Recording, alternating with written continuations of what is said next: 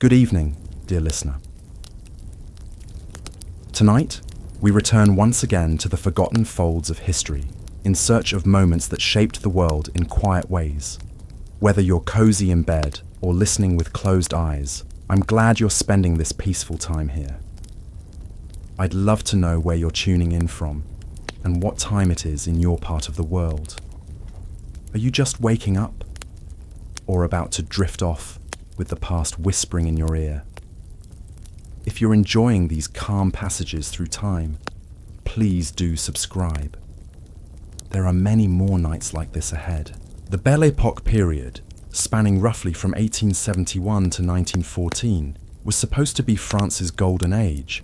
Paris had become the cultural capital of the world, attracting artists, writers, and intellectuals from every corner of Europe. The city pulsed with innovation, creativity, and an intoxicating sense that anything was possible. But beneath this glittering surface, something darker was brewing. Literally, absinthe had arrived in Paris like a beautiful poison, seducing the creative class with promises of enhanced imagination and artistic insight. The ritual itself was mesmerizing, slowly dripping ice-cold water over a sugar cube balanced on an ornate spoon, watching as the clear green liquid transformed into an opalescent cloudy elixir. This wasn't just drinking, it was a ceremony, a gateway to altered consciousness that seemed to unlock the deepest chambers of creativity. The numbers tell an incredible story. By the 1890s, Parisians were consuming over 36 million litres of absinthe annually. That's enough to fill nearly 15 Olympic swimming pools with this potent green spirit. 5 o'clock in the afternoon became known as l'heure verte, the green hour, when cafes across Paris would fill with the distinctive aroma of anise and wormwood as patrons performed their daily absinthe rituals. But who were these people gathering for the green hour? They weren't just casual drinkers looking for an evening buzz. These were the titans of artistic expression. Henri de Toulouse-Lautrec, who famously hollowed out his walking cane to carry absinthe wherever he went. Edgar Degas, whose paintings captured the ethereal quality of Parisian nightlife, fueled by the green fairy. Paul Verlaine and Arthur Rimbaud, whose tempestuous relationship was as intoxicated by absinthe as it was by passion. The most fascinating aspect of absinthe culture wasn't just who drank it, but how it fundamentally altered the creative process itself. Writers reported that absinthe unlocked linguistic possibilities they never knew existed. Painters claimed colours became more vivid, more emotionally resonant. Musicians found melodies flowing from their instruments with supernatural ease. The drink seemed to dissolve the barriers between conscious thought and pure creative expression. Take Oscar Wilde, for example, who became one of absinthe's most eloquent advocates during his time in Paris. He described the experience with typical Wildean flair. After the first glass, you see things as you wish they were. After the second, you see things as they are not. Finally, you see things as they really are, which is the most horrible thing in the world. This wasn't just poetic exaggeration. Wilde was documenting a genuine psychological phenomenon that millions of Parisians were experiencing daily. The absinthe experience was unlike anything people had encountered before. Unlike wine or beer, which simply dulled the senses, absinthe seemed to sharpen certain perceptions while completely distorting others. Drinkers reported synesthesia, hearing colours, seeing sounds, experiencing a blending of sensory input that created entirely new forms of perception. This wasn't mere intoxication, it was a fundamental alteration of consciousness that seemed tailor-made for artistic exploration. The chemical composition of authentic Belle Époque absinthe was significantly different from anything available today. The key ingredient, Grand Wormwood, contained high concentrations of thujon, a compound that affects the same neural pathways as cannabis, but with completely different results. Modern scientific analysis has revealed that 19th century absinthe contained thujon levels that were literally 10 times higher than anything legally produced today. But thujone was just one piece of a complex chemical puzzle. Authentic absinthe contained a botanical symphony: sweet fennel, green anise, petite wormwood, hyssop, lemon balm, angelica root, star anise, dittany, juniper, nutmeg, and veronica. Each ingredient contributed its own psychoactive properties, creating a compound effect that no single substance could achieve alone. The production process itself was almost alchemical in its complexity. Master distillers guarded their recipes like state secrets, passing down techniques through generations of carefully selected apprentices. The distillation required precise timing, exact temperatures, and an almost mystical understanding of how different botanical essences would interact during the process. What made Belle Époque absinthe particularly potent was the secondary maceration process. After the initial distillation, the clear spirit would be redistilled with additional herbs to achieve that characteristic green color. This wasn't just for aesthetics. The secondary botanicals added another layer of psychoactive compounds that intensified the overall effect. The typical absinthe of this era contained between 68 and 72% alcohol by volume, nearly twice as strong as modern whiskey or vodka. But the high alcohol content wasn't what made absinthe unique. It was the combination of extreme potency with psychoactive botanicals that created an entirely new category of intoxication: café culture in Belle Époque. Paris revolved around these absinthe rituals. The Café de Flore, Les Deux Magots, and dozens of other establishments became temples to the Green Fairy. Each café developed its own variation of the absinthe service, with specialized glassware, unique spoon designs, and signature water-dripping techniques that became part of the establishment's identity. The social dynamics around absinthe consumption created a fascinating subculture within Parisian society. Absinthe drinkers developed their own vocabulary, their own etiquette, and their own social hierarchies. Newcomers to the absinthe scene were easily identified by their clumsy handling of the ritual, while seasoned drinkers performed the ceremony with ballet-like precision that commanded respect from fellow devotees. Women's relationship with absinthe was particularly complex and controversial. While Victorian society typically restricted women's public drinking, absinthe culture was surprisingly egalitarian. Female artists, writers, and intellectuals participated fully in café society, using absinthe as both creative fuel and social lubricant in ways that challenged traditional gender roles. The economic impact of absinthe on Parisian society was staggering. Entire industries developed around absinthe culture: specialized glassmakers creating ornate serving vessels, metalworkers crafting elaborate spoons, furniture makers designing absinthe-specific café tables, and even fashion designers creating clothing that complemented the absinthe aesthetic. But perhaps most importantly, absinthe fundamentally altered the pace and rhythm of Parisian intellectual life. The traditional pattern of work, rest, and social interaction was replaced by a new cycle built around the green hour. Entire creative communities synchronized their daily routines around collective absinthe consumption, creating a shared, altered consciousness that fostered unprecedented artistic collaboration. The medical establishment of the time was completely unprepared for the phenomenon of mass absinthe consumption. Doctors began documenting strange new symptoms. Patients reporting vivid hallucinations that persisted long after the alcohol had metabolized. Creative individuals experiencing periods of superhuman productivity, followed by complete psychological collapse, and an alarming increase in what physicians termed artistic madness. These weren't isolated cases or exaggerated reports from temperance advocates. Hospital records from Belle Époque Paris show a dramatic spike in admissions for what doctors classified as absinthism, a distinct medical condition that seemed to combine the worst aspects of alcoholism with entirely new forms of mental deterioration. The symptoms of chronic absinthe consumption were unlike anything medical science had previously encountered. patients exhibited extreme sensitivity to light and sound, reported persistent visual disturbances that resembled hallucinations but occurred during complete sobriety, and displayed cognitive patterns that alternated between brilliant clarity and complete confusion. Most disturbing of all, many patients seemed to develop a permanent alteration in their perception of reality that persisted long after they stopped drinking absinthe entirely. What doctors didn't understand at the time was that they were witnessing the first documented case of mass psychoactive substance abuse in modern history. The combination of extreme alcohol content, thujon, and other botanical compounds was creating neurological changes that went far beyond simple intoxication.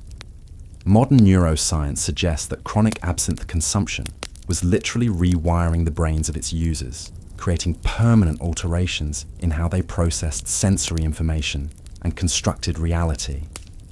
The most tragic cases involved some of the era's most celebrated creative minds. Take Paul Verlaine, whose descent into absinthism became a cautionary tale that horrified even his fellow Bohemians. Verlaine's medical records, discovered in Parisian hospital archives, describe a man whose brilliant poetic mind had been systematically destroyed by years of heavy absinthe consumption. He experienced violent mood swings, persistent hallucinations of insects crawling beneath his skin, and periods of complete dissociation from reality that could last for days. Even more disturbing was the case of Henri de Toulouse-Lautrec, whose relationship with absinthe became so extreme that friends and family staged multiple interventions. Lautrec had modified his walking cane into a portable absinthe dispenser, allowing him to maintain constant intoxication throughout his daily activities. His letters from this period reveal a mind trapped between moments of artistic brilliance and episodes of complete psychological breakdown. But here's where the story becomes truly fascinating. Despite the obvious dangers, absinthe consumption continued to skyrocket throughout the 1890s. Why would intelligent, educated people continue using a substance that was clearly destroying their mental health? The answer lies in understanding the addictive properties of absinthe that went far beyond physical dependency. Absinthe created what modern addiction specialists would recognize as psychological dependency of the most insidious kind. Users didn't just crave the substance, they became convinced that their creative abilities were impossible without it. Writers believed their words would lose their power. Painters feared their colors would become dull. Musicians worried their melodies would disappear forever if they stopped drinking the green fairy. This wasn't mere superstition. Absinthe did genuinely enhance certain cognitive functions in the short term. The thujon compounds acted as a mild stimulant, while the high alcohol content reduced inhibitions, creating a mental state that was simultaneously relaxed and hyper-alert. For creative individuals, this combination produced genuine breakthroughs in their artistic work that seemed impossible to achieve through sobriety alone. The social pressure within Parisian artistic circles made stopping even more difficult.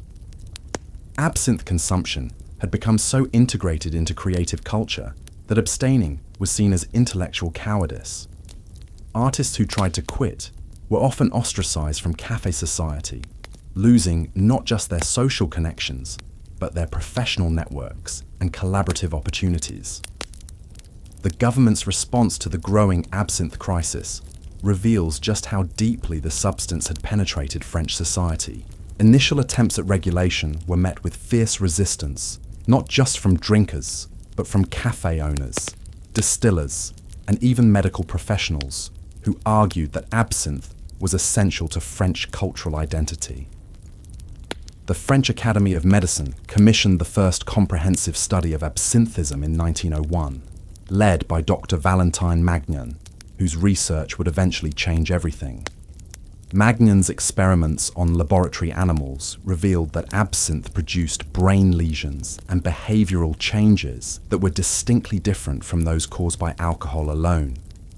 His findings suggested that the botanical compounds in absinthe were neurotoxic in ways that pure alcohol was not. But Magnan's most shocking discovery came from studying the brains of deceased absinthe users. autopsy results showed consistent patterns of brain damage in the frontal cortex, the region responsible for executive function and impulse control.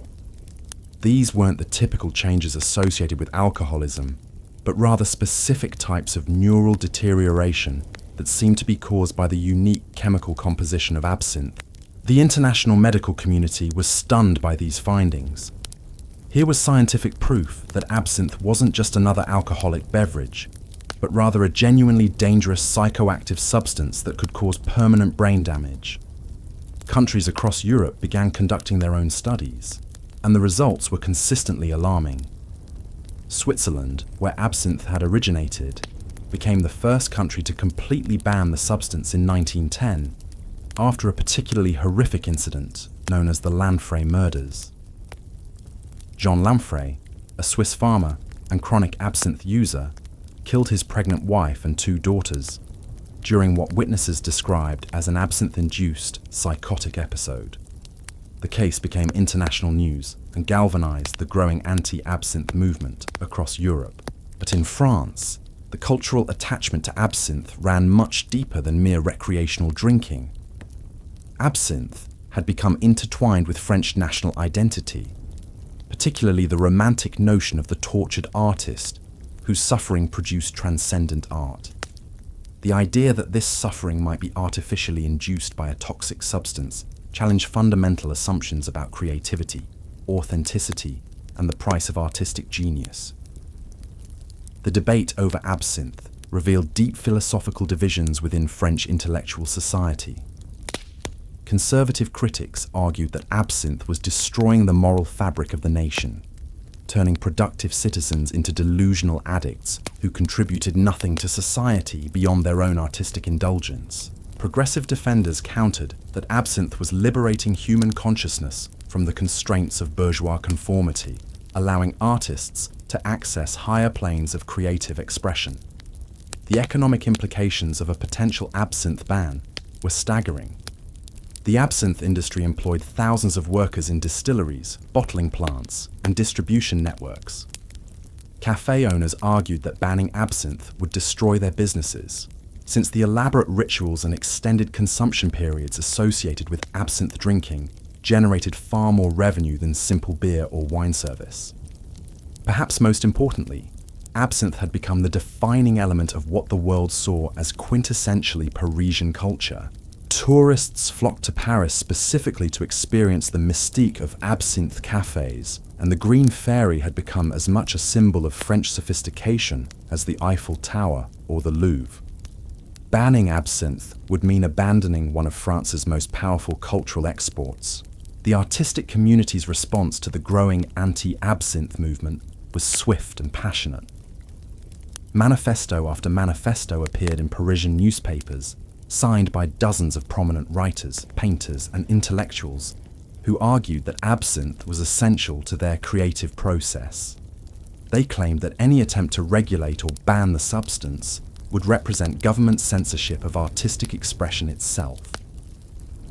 Some of the era's most celebrated artists organized absinthe defense societies that held public demonstrations and published elaborate defenses of their right to consume whatever substances they believed enhanced their creativity.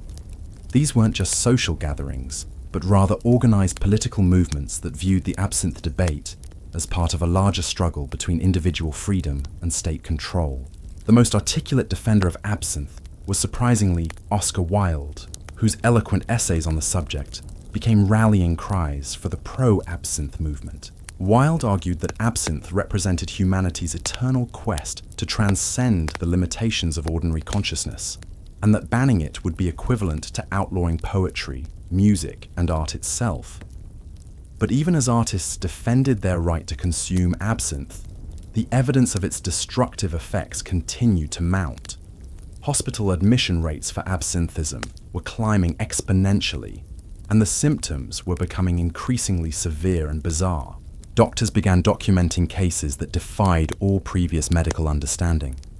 Patients were arriving at hospitals claiming they could see music as geometric patterns floating through the air, or that colors had developed distinct personalities that spoke to them in whispers.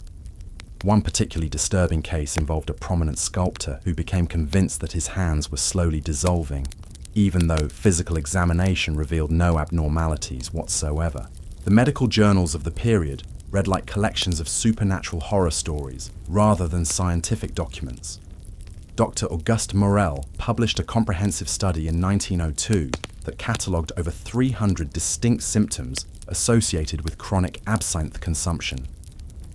His patients reported experiences that seemed to exist in a twilight zone between hallucination and reality, shadows that moved independently of their sources, conversations with deceased relatives who appeared as vivid as living people, and the persistent sensation that their thoughts were being broadcast aloud for everyone to hear.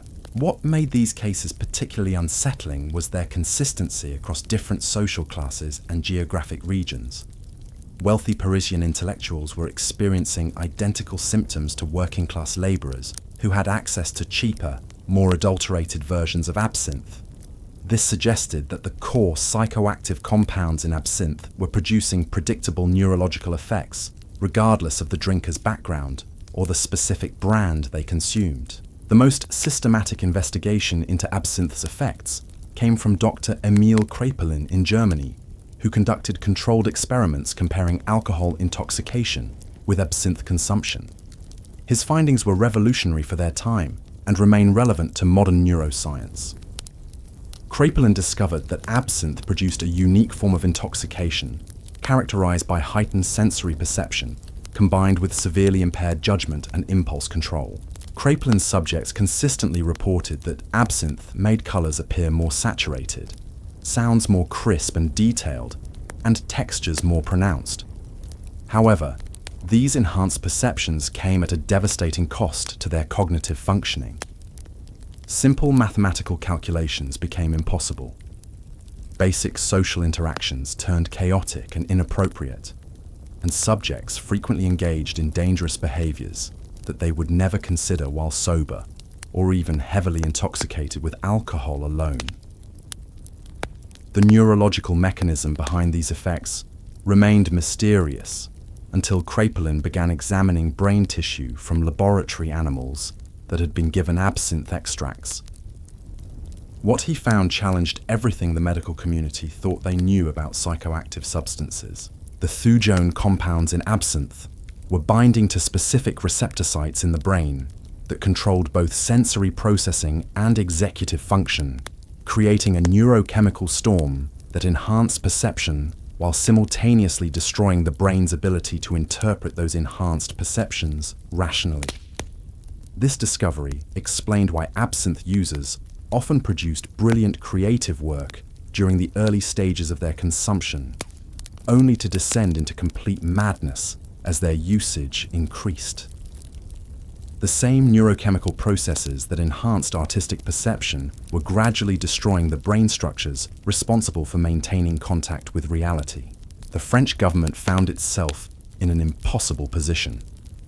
The scientific evidence against absinthe was becoming overwhelming, but the cultural and economic forces supporting it were equally powerful. President Émile Loubet privately acknowledged that absinthe posed a genuine public health crisis, but publicly maintained that any regulation would require extensive study and consultation with affected industries. Behind closed doors, government officials were receiving increasingly alarming reports from police departments across Paris.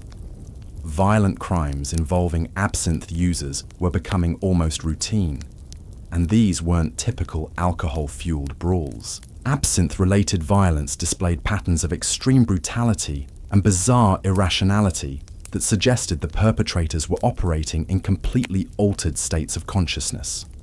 The most notorious case involved Vincent Carrel, a respected bank clerk who had no previous history of violence or mental illness. After consuming approximately 8 glasses of absinthe during a single evening, Carrel became convinced that his neighbors were plotting to poison his water supply. He systematically murdered 3 families in his apartment building before police could subdue him, and during his trial, he maintained that he had been protecting innocent people from a conspiracy that only he could perceive. Carroll's case became a rallying point for both sides of the absinthe debate. Prohibitionists argued that his actions proved absinthe turned ordinary citizens into dangerous lunatics who posed an existential threat to public safety. Defenders countered that Carroll was clearly mentally unstable before his absinthe consumption, and that blaming the substance for his actions was equivalent to blaming wine for every crime committed by intoxicated individuals. The scientific community was split along similar lines. Conservative physicians called for immediate prohibition based on mounting evidence of absinthe's neurotoxic effects. Progressive doctors argued that moderate consumption could be safe and beneficial, and that the real problem was adulterated absinthe, produced by unregulated distilleries using dangerous industrial chemicals to achieve the characteristic green color and bitter taste. This distinction between authentic and counterfeit absinthe became crucial to understanding the full scope of the crisis. Laboratory analysis revealed that many commercial absinthes contained compounds that had nothing to do with traditional botanical ingredients. Cheap producers were using copper sulfate for coloring, antimony chloride for the clouding effect, and various industrial solvents to approximate the complex flavor profile of genuine wormwood distillation. These adulterants were often more dangerous than the absinthe itself. Copper sulfate poisoning caused symptoms that perfectly mimicked the worst effects of absinthism: violent hallucinations, uncontrollable tremors, and progressive neurological deterioration. Antimony chloride attacks the central nervous system in ways that create permanent brain damage indistinguishable from the effects attributed to thujone. The revelation that much of what people thought was absinthe poisoning was actually heavy metal. Toxicity complicated the regulatory debate enormously. Prohibitionists argued that the widespread adulteration proved that absinthe could never be safely regulated, since consumers had no way to distinguish authentic products from dangerous counterfeits. Industry defenders maintained that proper regulation and quality control could eliminate the adulterant problem while preserving access to genuine absinthe for responsible consumers. Meanwhile, the cultural impact of absinthe continued to expand beyond its original artistic circles. Middle-class Parisians began incorporating absinthe rituals into their social routines, viewing the elaborate preparation ceremony as a mark of sophistication and worldliness. Department stores began selling absinthe service sets as wedding gifts, complete with engraved glasses, ornate spoons, and detailed instruction manuals for proper preparation technique. This mainstream adoption of absinthe culture created new social dynamics that further complicated the regulatory debate. Unlike the Bohemian artists who had originally embraced absinthe as a tool for creative expression, middle-class consumers were primarily interested in the social status and aesthetic appeal of absinthe consumption. They were less likely to develop the extreme dependency patterns seen among heavy users, but their numbers were vastly larger, creating a much broader base of political opposition to any prohibition efforts. The international dimension of the absinthe crisis was becoming increasingly important as well.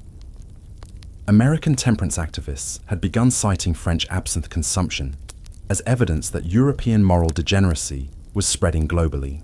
British medical journals published sensationalized accounts of Parisian absinthism as cautionary tales about the dangers of unregulated alcohol policy. German and Italian authorities implemented their own studies of absinthe effects, generally confirming the French findings, but reaching different conclusions about appropriate regulatory responses. The Swiss ban had created an interesting natural experiment in absinthe prohibition. Cross-border smuggling flourished immediately, with French and Italian producers developing sophisticated distribution networks to supply Swiss consumers who refused to give up their traditional drink. Black market absinthe was often more dangerous than legal varieties, since smugglers had strong incentives to use the cheapest possible ingredients and production methods. More importantly, the Swiss ban had virtually no impact on consumption patterns in neighbouring regions.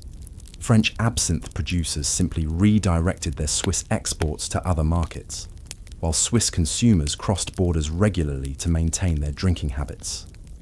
This suggested that national prohibition might be ineffective unless implemented simultaneously across multiple countries.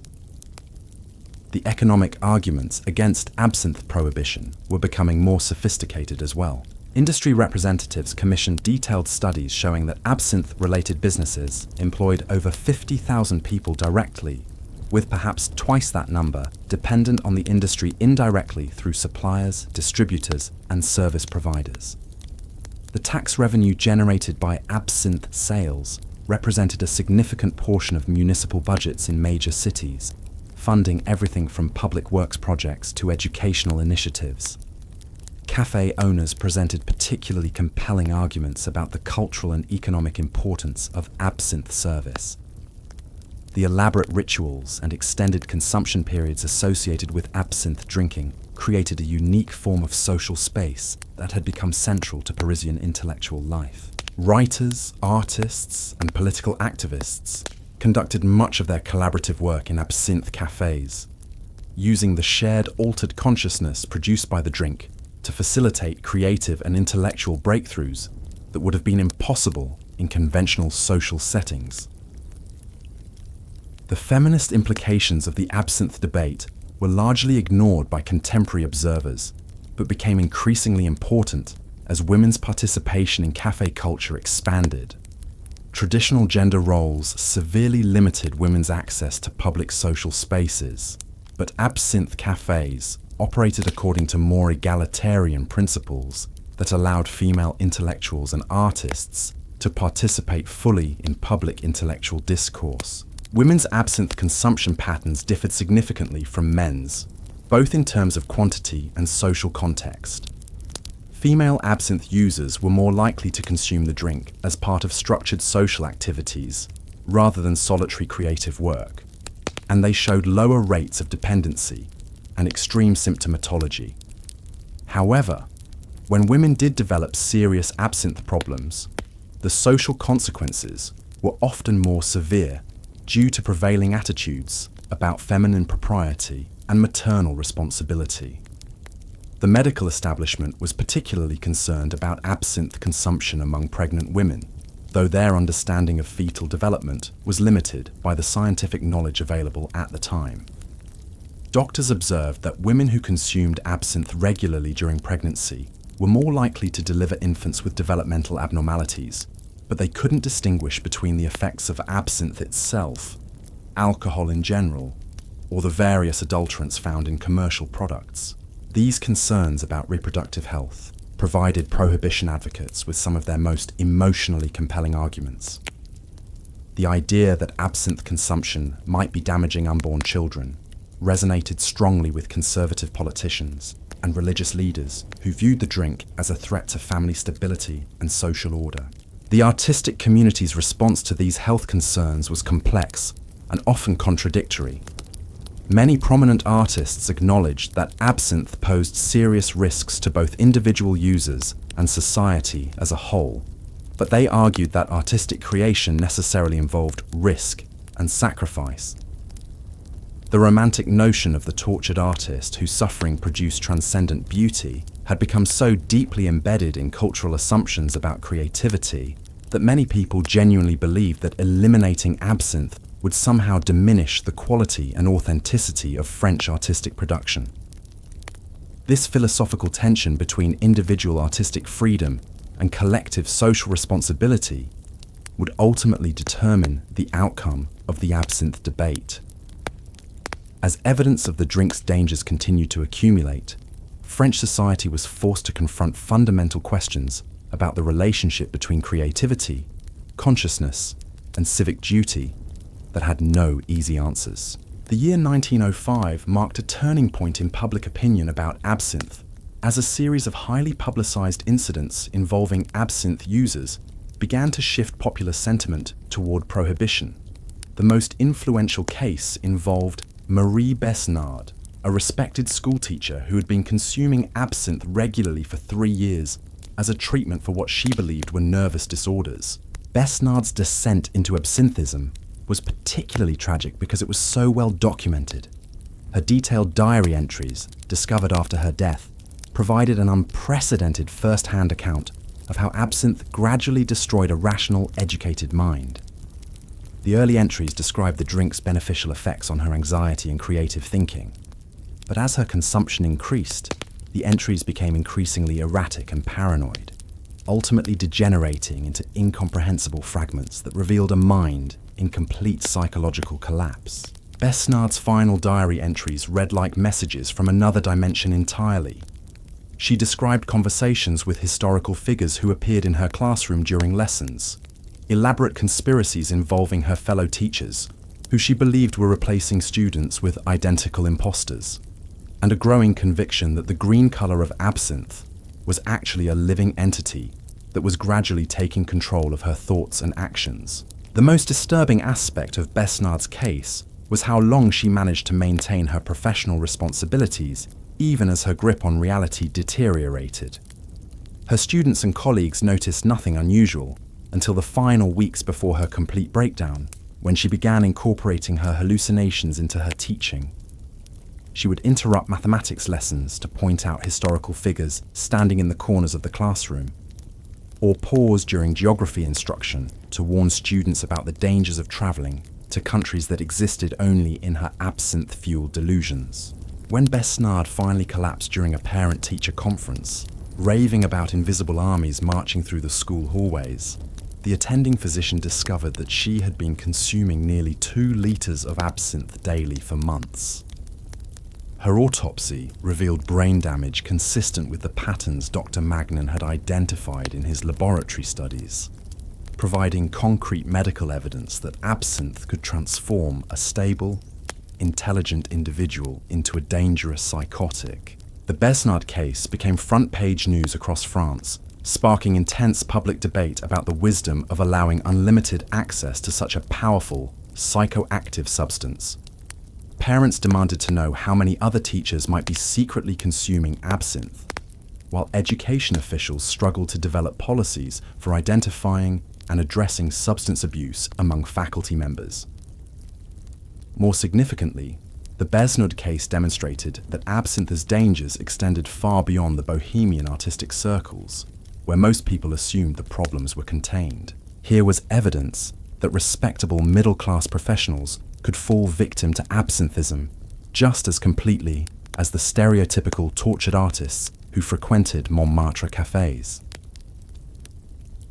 The psychological mechanism behind absinthe's addictive properties was becoming clearer as more case studies accumulated. Unlike alcohol, which primarily affected judgment and motor control, absinthe seemed to target the brain's reality-testing functions while leaving other cognitive abilities relatively intact. This created a particularly insidious form of dependency where users maintained their intellectual capabilities even as their perception of the world became increasingly distorted. Dr. Marcel Briand, who had been studying absinthism for nearly a decade, published a comprehensive analysis in 1906 that revolutionized medical understanding of the condition. Briand had interviewed over 400 chronic absinthe users, documenting their experiences with scientific precision that revealed disturbing patterns in how the substance affected human consciousness. According to Briand's research, absinthe dependency developed in predictable stages that were remarkably consistent across different users. The first stage, which he termed enhancement, typically lasted 6 months to 2 years and was characterized by improved creative output, heightened sensory perception, and increased social confidence. During this phase, users experienced genuine benefits from absinthe consumption that reinforced their belief in the substance's positive effects. The second stage, distortion, marked the beginning of serious problems, as users required increasing quantities of absinthe to achieve the same effects. Reality began to bend and shift in subtle ways that users initially interpreted as expanded consciousness rather than psychological deterioration. Colours became unnaturally vivid. Sounds carried emotional weight that seemed profoundly meaningful, and ordinary objects appeared to possess hidden significance that only absinthe could reveal. The third stage, dissociation, involved complete breaks from consensus reality that could last for hours or days. Users reported traveling to alternate dimensions, communicating with supernatural entities, and experiencing time as a fluid, malleable substance that could be manipulated through concentrated thought. What made this stage particularly dangerous was that users often retained enough cognitive function to appear relatively normal during brief social interactions, masking the severity of their condition from friends and family. The final stage, dissolution, represented complete psychological collapse, as users lost the ability to distinguish between their absinthe-induced experiences and ordinary reality. At this point, intervention was often impossible because users had developed elaborate delusional systems that incorporated any attempt at treatment into their distorted worldview. Briand's staging system explained why so many intelligent, educated people continued using absinthe despite obvious signs of deterioration. The enhancement phase created genuine positive experiences that users desperately wanted to recapture, while the gradual nature of the decline made it difficult to recognize when recreational use had become pathological dependency. The international medical community embraced Briand's research as the definitive explanation for absinthism, but the artistic establishment rejected his findings as reductive materialism that failed to account for the genuine creative insights that absinthe provided. This philosophical divide reflected deeper tensions within French society about the nature of consciousness, creativity, and the proper relationship between individual freedom and collective responsibility. The debate intensified when several prominent artists published their own accounts of absinthe use that directly contradicted medical characterizations of the substance as purely destructive. Paul Gauguin wrote extensively about how absinthe had enabled him to perceive colors and forms that existed beyond ordinary visual experience, leading to artistic breakthroughs that would have been impossible through conventional consciousness alone. Similarly, Stéphane Mallarmé argued that absinthe dissolved the artificial boundaries between subject and object, self and world, that prevented most people from accessing the fundamental unity underlying all existence. From this perspective, what doctors interpreted as hallucinations and delusions were actually glimpses of deeper truths about the nature of reality itself. These artistic testimonials carried enormous cultural weight because they came from individuals whose creative achievements were undeniably significant. How could medical authorities claim that absinthe was purely destructive when it contributed to some of the era's most celebrated artistic works? The answer, according to Dr. Briand and his colleagues, lay in understanding the difference between short-term creative enhancement and long-term psychological damage. Absinthe might indeed facilitate creative breakthroughs during the early stages of use, but these benefits inevitably gave way to progressive mental deterioration that ultimately destroyed the very creativity it had initially enhanced. This temporal dimension of absinthe's effects became crucial to the regulatory debate. Prohibition advocates argued that no creative benefits could justify the inevitable psychological destruction that followed prolonged use, while defenders maintained that the choice between enhanced creativity and conventional consciousness should remain with individual artists rather than government bureaucrats. The economic stakes continued to escalate as the debate intensified. Absinthe production had become one of France's most profitable export industries, with premium brands commanding extraordinary prices in international markets. The distinctive ritual of absinthe consumption had become synonymous with Parisian sophistication, attracting wealthy tourists who spent enormous sums to experience authentic French café culture. Restaurant and café owners formed powerful lobbying groups that argued prohibition would destroy not just their businesses, but the entire tourist economy that had developed around Parisian nightlife. They commissioned studies showing that absinthe-related establishments employed over 100,000 people directly or indirectly, making prohibition economically devastating for working-class communities that depended on the hospitality industry. The labor unions representing distillery workers, cafe employees, and glass manufacturers united in opposition to prohibition, viewing the anti-absinthe movement as an attack on working-class livelihoods disguised as public health advocacy. They organized massive demonstrations in Paris and other major cities, demanding that any regulatory changes include provisions for retraining and economic support for displaced workers. These economic arguments resonated strongly with politicians who understood that absinthe prohibition could trigger widespread unemployment and social unrest. The substance had become so deeply integrated into French economic life that eliminating it would require massive government intervention to prevent economic collapse in affected regions. The international dimension of the absinthe crisis was also becoming more complex as other European countries grappled with similar problems. Belgium had implemented strict quality controls that seemed to reduce the incidence of severe absinthism without completely banning the substance, while Germany had opted for high taxation that made absinthe consumption prohibitively expensive for most citizens. Italy took a different approach entirely, treating absinthe as a controlled pharmaceutical substance that could only be purchased with medical prescriptions. This policy effectively ended recreational use while preserving access for individuals who claimed legitimate medical need for the substance's therapeutic properties.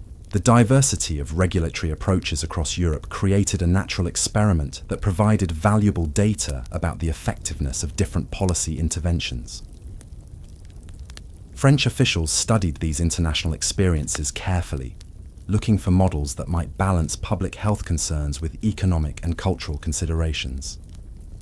What emerged from these international comparisons was that prohibition was neither necessary nor sufficient to address absinthe-related problems. Countries with strict quality control and moderate taxation had achieved significant reductions in problematic use without destroying their absinthe industries, while complete prohibition had simply driven consumption underground without eliminating demand. These findings suggested that France might be able to address the absinthe crisis through comprehensive regulation rather than outright prohibition, preserving the cultural and economic benefits of absinthe while minimizing its public health risks. However, the political momentum behind prohibition continued to build as more horrific cases of absinthism captured public attention. The spring of 1907 brought a series of incidents that seemed to demonstrate that moderate regulation would be insufficient to protect public safety. The most shocking case involved the Dubois family massacre in Lyon, where André Dubois killed his wife, 3 children, and 2 neighbors during what witnesses described as an absinthe-fueled rampage that lasted nearly 6 hours. Police reports described a scene of unimaginable brutality that suggested Dubois had been operating in a completely altered state of consciousness throughout the attack. What made the Dubois case particularly disturbing was that he had been considered a model citizen with no history of violence or mental illness. Friends and neighbors described him as a devoted family man and respected craftsman who had been consuming absinthe regularly for only 18 months before the massacre occurred. The rapid transformation from respected citizen to mass murderer seemed to confirm the most alarming claims about absinthe's psychological effects. If an ordinary person could become a homicidal maniac in less than 2 years of regular consumption, then no level of regulation could adequately protect public safety. The Dubois case became a turning point in public opinion as even moderate voices began calling for immediate prohibition. The horrific nature of the crimes, combined with their apparent connection to absinthe consumption, created irresistible political pressure for decisive government action. Religious leaders, who had previously focused their criticism on absinthe's moral implications, began framing the issue in terms of public safety and civic responsibility. The Catholic Church issued official statements declaring absinthe consumption a mortal sin that threatened not just individual souls, but the stability of Christian civilization itself. Conservative politicians seized on these religious pronouncements to build broader coalitions supporting prohibition. They argued that absinthe represented a foreign influence that was corrupting traditional French values and destroying the social foundations that had made France great. Liberal politicians found themselves in an increasingly difficult position as evidence of absinthe's dangers continued to accumulate. Their traditional commitment to individual freedom and limited government intervention conflicted with growing demands for protective regulation of a genuinely dangerous substance. The artistic community's response to the Dubois case revealed deep divisions within creative circles about the proper relationship between art and social responsibility. Some prominent artists began publicly acknowledging that absinthe's creative benefits could not justify its social costs, while others doubled down on their defense of absolute artistic freedom. Auguste Rodin surprised many observers by publishing an essay calling for voluntary abstinence from absinthe by all serious artists, arguing that true creativity required complete mental clarity rather than artificial enhancement. His position carried enormous weight because of his reputation as one of the era's greatest sculptors and his previous advocacy for artistic freedom. Conversely, painters like Henri de Toulouse-Lautrec became even more vocal in their defense of absinthe, viewing any compromise as a betrayal of artistic integrity. Lautrec organized a group of prominent artists who pledged to continue using absinthe regardless of government action, framing their resistance as a form of civil disobedience against cultural oppression. These competing visions of artistic responsibility reflected broader tensions within French society about the proper balance between individual freedom and collective welfare. The absinthe debate had evolved beyond questions of public health or economic policy to become a fundamental contest over the values that should guide modern civilization. The scientific evidence continued to support prohibition as researchers developed more sophisticated methods for studying absinthe's effects on human consciousness. Dr. Pierre Janet, working at the Salpêtrière Hospital, conducted the first controlled experiments comparing absinthe intoxication with other forms of altered consciousness, including hypnosis, morphine addiction, and various forms of mental illness. Janet's research revealed that absinthe produced a unique form of consciousness alteration that combined elements of stimulant intoxication, hallucinogenic experience, and dissociative episodes. This combination created psychological states that were unlike anything produced by other known substances, explaining why absinthe users develop such distinctive symptom patterns. More importantly, Janet's work demonstrated that absinthe's effects on consciousness were not simply temporary alterations that disappeared when the substance was metabolized. Chronic users showed permanent changes in brain structure and function that persisted long after they stopped consuming the substance, suggesting that absinthe caused irreversible neurological damage. These findings provided the strongest scientific justification yet for prohibition, as they indicated that even moderate absinthe use could cause cumulative brain damage that would eventually manifest as severe psychological problems. The implications were particularly alarming for occasional users who believed they could avoid absinthe's dangers through careful moderation. Janet's research also explained why absinthe withdrawal was so difficult and why relapse rates were extraordinarily high among users who attempted to quit. The neurological changes caused by chronic consumption created permanent alterations in brain chemistry that made normal consciousness feel incomplete and unsatisfying compared to the enhanced awareness that absinthe provided. The medical establishment embraced Janet's findings as definitive proof that absinthe posed unacceptable risks to public health. Professional medical associations across Europe issued joint statements calling for immediate prohibition of all absinthe production and distribution, arguing that no level of regulation could adequately protect consumers from the substance's inherent dangers. However, the absinthe industry responded with its own scientific studies that challenged the medical consensus. Industry-funded researchers argued that the most severe cases of absinthism involved consumption of adulterated products containing dangerous industrial chemicals rather than authentic absinthe made from traditional botanical ingredients. These industry studies revealed that many commercial absinthes contained levels of copper, antimony, and other toxic metals that far exceeded any reasonable safety standards.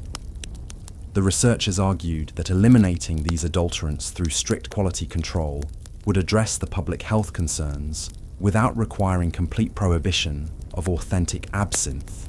The debate over authentic versus adulterated absinthe became increasingly important as regulators struggled to develop policies that would protect public health without unnecessarily destroying legitimate businesses. Laboratory analysis revealed enormous variations in the chemical composition of different absinthe brands, with some products containing virtually no wormwood extract, while others exceeded safe thujon levels by factors of 10 or more. This variability suggested that consumers had no reliable way to distinguish between relatively safe products and potentially lethal ones, creating an impossible situation for regulatory authorities who wanted to allow continued access to authentic absinthe while eliminating dangerous counterfeits. The complexity of the adulteration problem was further complicated by the fact that many of the most prestigious absinthe brands contained some level of artificial additives that enhanced their color, flavor, or psychoactive effects. Even products marketed as completely natural often contained synthetic compounds that had been added to improve their commercial appeal. The Swiss experience with prohibition had demonstrated that black market absinthe was often more dangerous than legal varieties, as illegal producers had strong incentives to use the cheapest possible ingredients regardless of safety considerations. This suggested that complete prohibition might actually increase rather than decrease the public health risks associated with absinthe consumption. French authorities found themselves caught between competing pressures from medical professionals calling for immediate prohibition, economic interests demanding continued legal production, and international observers who were closely watching France's handling of what had become a global policy challenge. The government's response would ultimately depend on resolving fundamental questions about the proper role of state authority in regulating individual behavior, the relationship between scientific evidence and political decision-making, and the cultural significance of substances that had become deeply embedded in national identity. As 1908 began, the absinthe crisis had reached a critical juncture where political action could no longer be delayed. The accumulating evidence of the substance's dangers, combined with growing public pressure for government intervention, created conditions where decisive policy changes were inevitable, regardless of the economic and cultural costs involved. The pressure for action intensified dramatically when a series of medical conferences in early 1908 presented unprecedented documentation of absinthe's neurological effects. Dr. Charles Richet, who would later win the Nobel Prize in Physiology, presented brain tissue samples from chronic absinthe users that showed cellular damage patterns never before observed in medical science. The neurons appeared to have literally dissolved in certain regions, creating holes in brain tissue that explained the bizarre behavioral changes doctors had been documenting.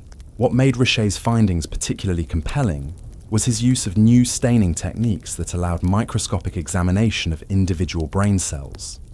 The damage wasn't distributed randomly throughout the brain, but concentrated specifically in areas responsible for reality testing, impulse control, and emotional regulation.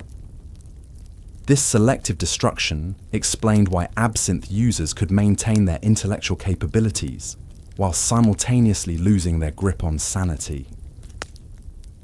The visual evidence was undeniable.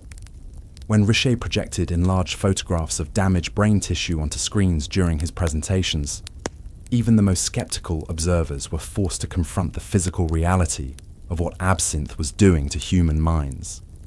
These weren't abstract theories about psychological effects, but concrete proof of organic brain destruction that could be seen and measured. The international medical community was stunned by the severity of the neurological damage. Dr. Émile Crépelin, whose earlier research had established the scientific foundation for understanding absinthe's effects, declared that the substance was more dangerous than any psychoactive compound previously studied. He compared the brain damage patterns to those seen in advanced cases of syphilis or severe head trauma, conditions that inevitably led to complete mental collapse. These medical revelations coincided with a dramatic escalation in public incidents involving absinthe users. The winter of 1908 brought an epidemic of violent crimes that seemed to confirm the most alarming predictions about the substance's dangers. Police departments across France reported that absinthe-related arrests had increased by over 300% in just 2 years, with the crimes becoming increasingly bizarre and unpredictable. The case that finally broke public tolerance involved Marguerite Steinheil, a prominent socialite whose absinthe-fueled behavior had become the subject of scandalous gossip throughout Parisian high society. Steinheil had been consuming absinthe regularly for 4 years, initially as a fashionable affectation that demonstrated her sophisticated artistic sensibilities. Friends described her early absinthe use as charming and theatrical, involving elaborate ceremonies that showcased her collection of antique glasses and ornate serving spoons. However, Steinheil's relationship with absinthe gradually became darker and more compulsive. She began hosting increasingly strange dinner parties where guests were required to participate in group absinthe consumption rituals that lasted for hours. Attendees reported that these gatherings took on an almost religious intensity, with Steinheil delivering rambling monologues about the spiritual significance of the Green Fairy while performing bizarre ceremonial preparations. The situation reached its climax during a dinner party in February 1908, when Steinheil became convinced that her guests were actually demons disguised as human beings who had come to steal her soul. She attacked 3 prominent politicians with kitchen knives, severely injuring 2 before being subdued by other guests. During the struggle, she repeatedly screamed that the Green Fairy had revealed the true demonic nature of everyone around her. Steinheil's breakdown was particularly shocking because of her social prominence and previous reputation for intelligence and sophistication. Here was a woman who had been educated in the finest schools, who spoke 5 languages fluently, and who had been considered one of the most cultured hostesses in Paris. The idea that absinthe could transform such a person into a violent psychotic terrified the upper classes, who had previously viewed the substance as a harmless indulgence. The medical examination of Steinheil after her arrest revealed the full extent of absinthe's destructive effects on her brain. Dr. Joseph Babinski, one of France's leading neurologists, conducted extensive tests that documented severe impairment in virtually every cognitive function. Steinheil could no longer perform simple arithmetic, recognize familiar faces, or maintain coherent conversations for more than a few minutes at a time.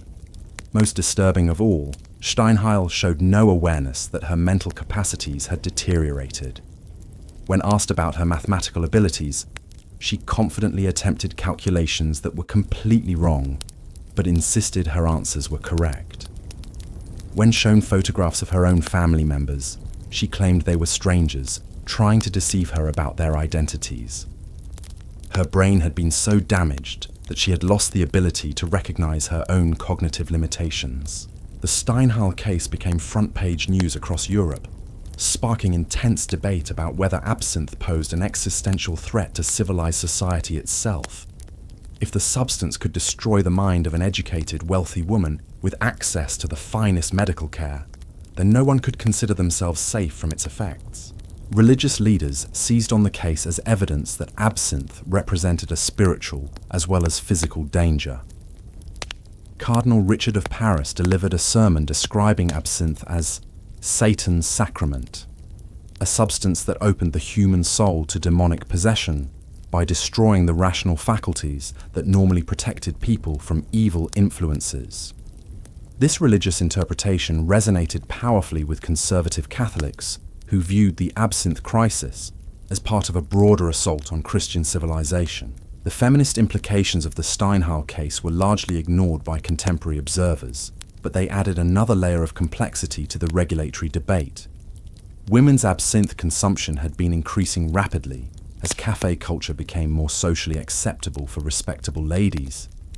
The idea that absinthe could transform refined women into violent criminals challenged fundamental assumptions about feminine nature and raised uncomfortable questions about gender roles in modern society.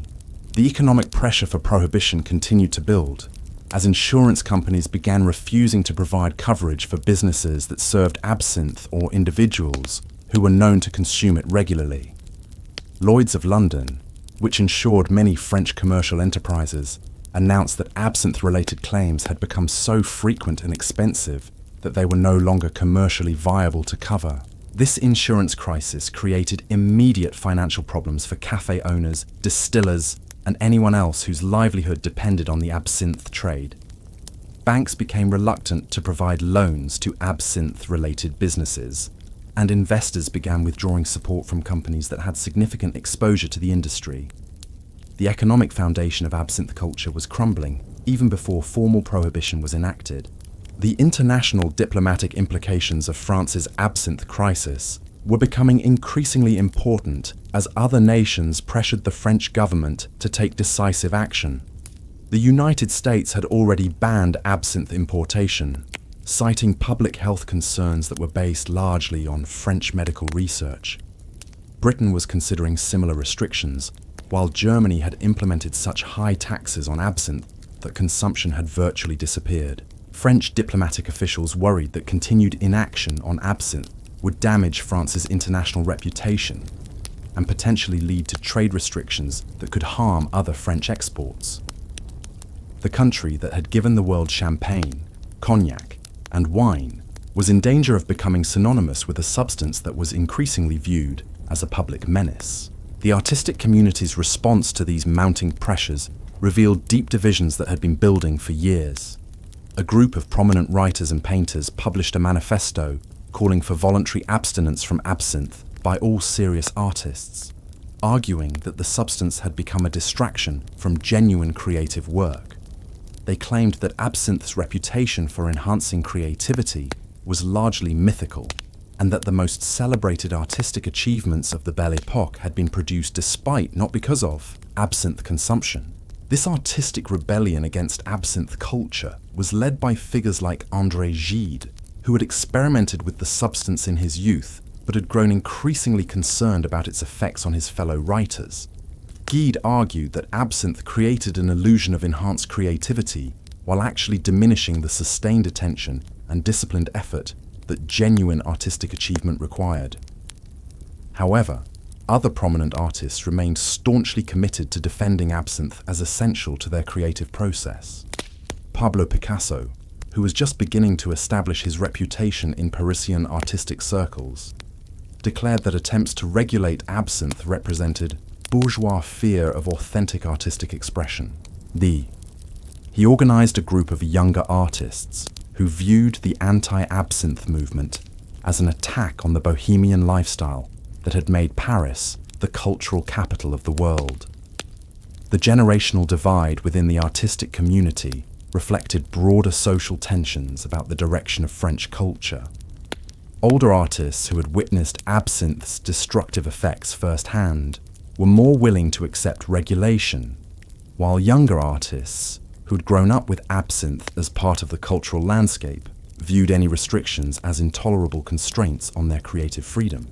The scientific debate over absinthe's effects reached a new level of sophistication as researchers developed better methods for studying the substance's impact on human consciousness. Dr. Georges Guinon at the Salpêtrière Hospital conducted the first longitudinal study of absinthe users, following the same individuals over several years to document how their symptoms progressed over time. Guinon's research revealed that absinthe's effects followed predictable patterns that were remarkably consistent across different users. The initial enhancement phase typically lasted 12 to 18 months, during which users experienced genuine improvements in creativity, social confidence, and sensory perception. However, these benefits inevitably gave way to more problematic symptoms as tolerance developed and consumption increased.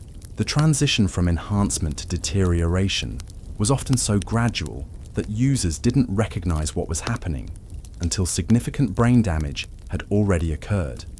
Guinon documented cases where highly intelligent individuals continued to function normally in professional settings while experiencing increasingly severe hallucinations and paranoid delusions in their private lives.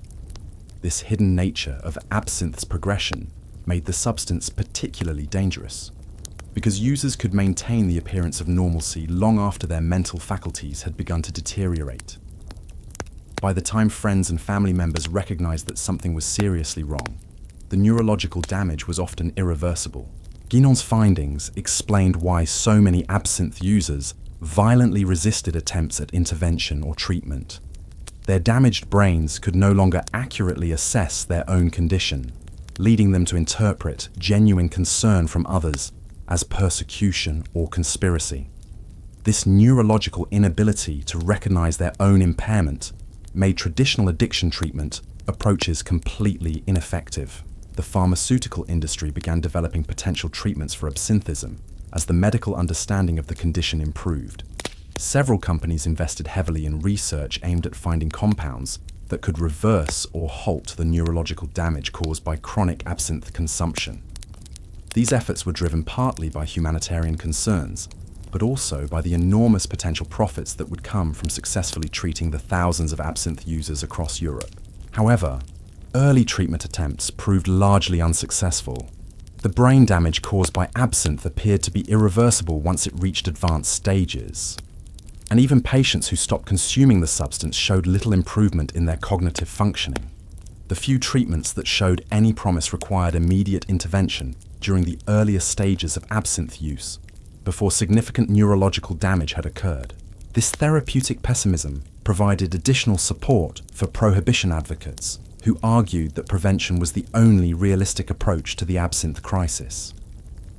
If medical science could not effectively treat absinthism once it developed, then the only rational policy was to prevent people from developing the condition in the first place by eliminating access to the substance entirely. The legal system struggled to adapt to the unique challenges posed by absinthe-related crimes. Traditional concepts of criminal responsibility assumed that defendants could distinguish between right and wrong and control their behavior through rational decision-making. However, chronic absinthe users often committed serious crimes while genuinely believing they were acting in self-defense or protecting innocent people from imaginary threats. French courts began grappling with cases where defendants could provide detailed, internally consistent explanations for their actions that revealed sophisticated reasoning abilities, while being based on completely false premises about reality. These individuals weren't insane in the traditional sense, but they weren't fully responsible for their actions either, creating unprecedented legal and ethical dilemmas. The landmark case involved Philippe Moreau, a respected physician who had killed 2 patients during what he believed was a surgical procedure to remove parasitic demons that were feeding on their internal organs. Moreau's detailed medical records of the procedures demonstrated sophisticated anatomical knowledge and careful attention to sterile technique, but they were based on hallucinations that had no basis in reality. Moreau's case highlighted the inadequacy of existing legal frameworks for dealing with absinthe-related crimes. He was clearly dangerous and could not be released into society, but he also wasn't criminally responsible in the traditional sense, since his actions were based on genuine, if delusional, beliefs about protecting his patients from supernatural threats. The courts eventually developed a new legal category specifically for absinthe-related crimes, recognizing that these cases required different approaches than traditional criminal prosecution. This legal innovation reflected growing recognition that absinthe had created entirely new forms of human behavior that existing social institutions were not equipped to handle. The military implications of widespread absinthe consumption were becoming increasingly concerning to French defense officials. Medical examinations of military recruits revealed that significant numbers of young men showed early signs of absinthism that would make them unfit for military service. The prospect of an entire generation of French men being incapacitated by absinthe consumption posed obvious national security risks. General Ferdinand Foch, who would later become one of the key architects of Allied victory in World War I, privately warned government officials that absinthe represented a greater threat to French military readiness than any foreign enemy. He commissioned studies showing that absinthe consumption among soldiers led to increased rates of desertion, insubordination, and accidental injuries during training exercises. The military's concerns carried enormous political weight because of France's tense relationships with neighbouring countries and the growing possibility of armed conflict. Government officials who might have been willing to tolerate absinthe consumption as a civilian matter became much more receptive to prohibition when presented with evidence that the substance was undermining national defence capabilities. The international arms race that was building toward World War I made military preparedness a paramount concern for all European governments.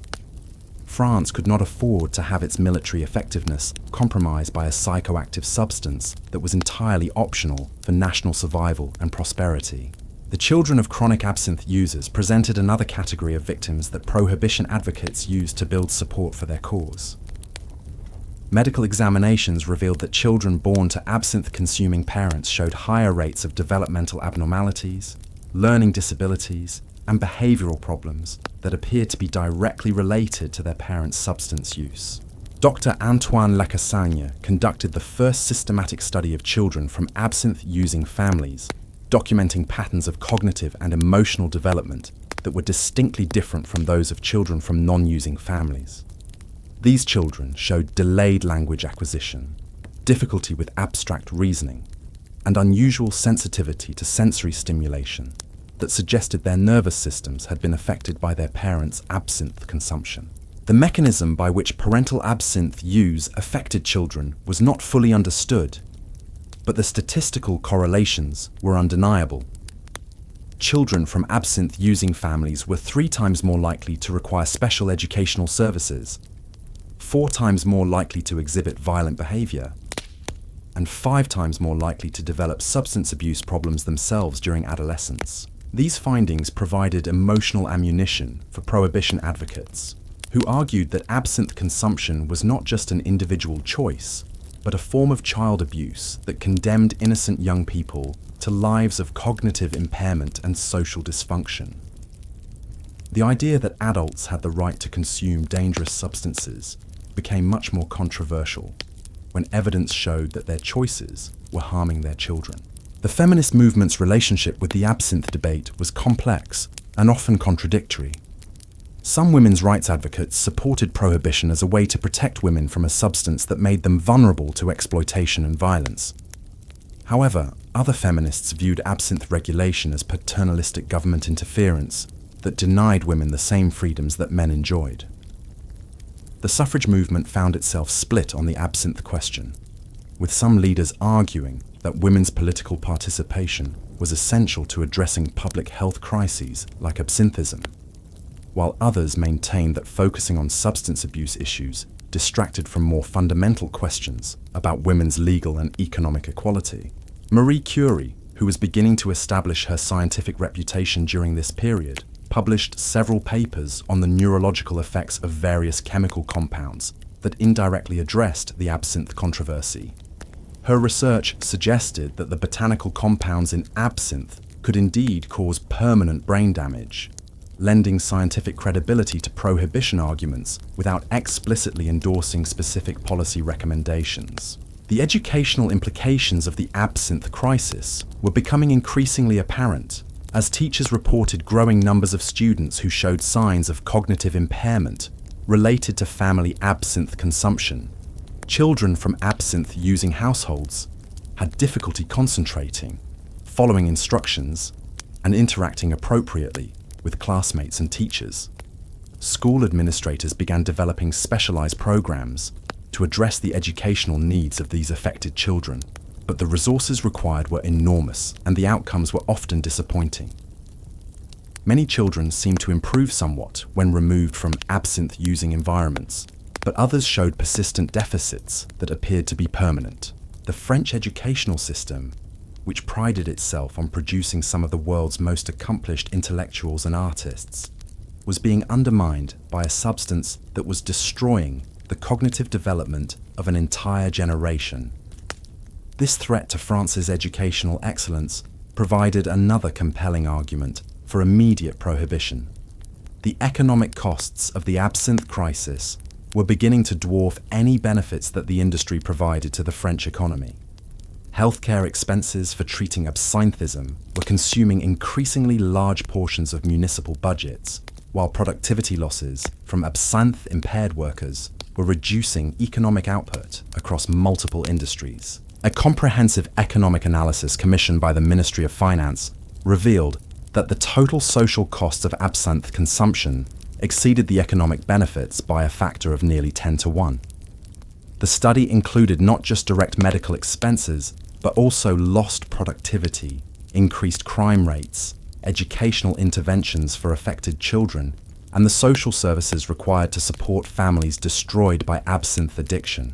These economic calculations provided powerful ammunition for prohibition advocates who could demonstrate that absinthe was not just a public health crisis, but an economic disaster that was draining resources from more productive uses.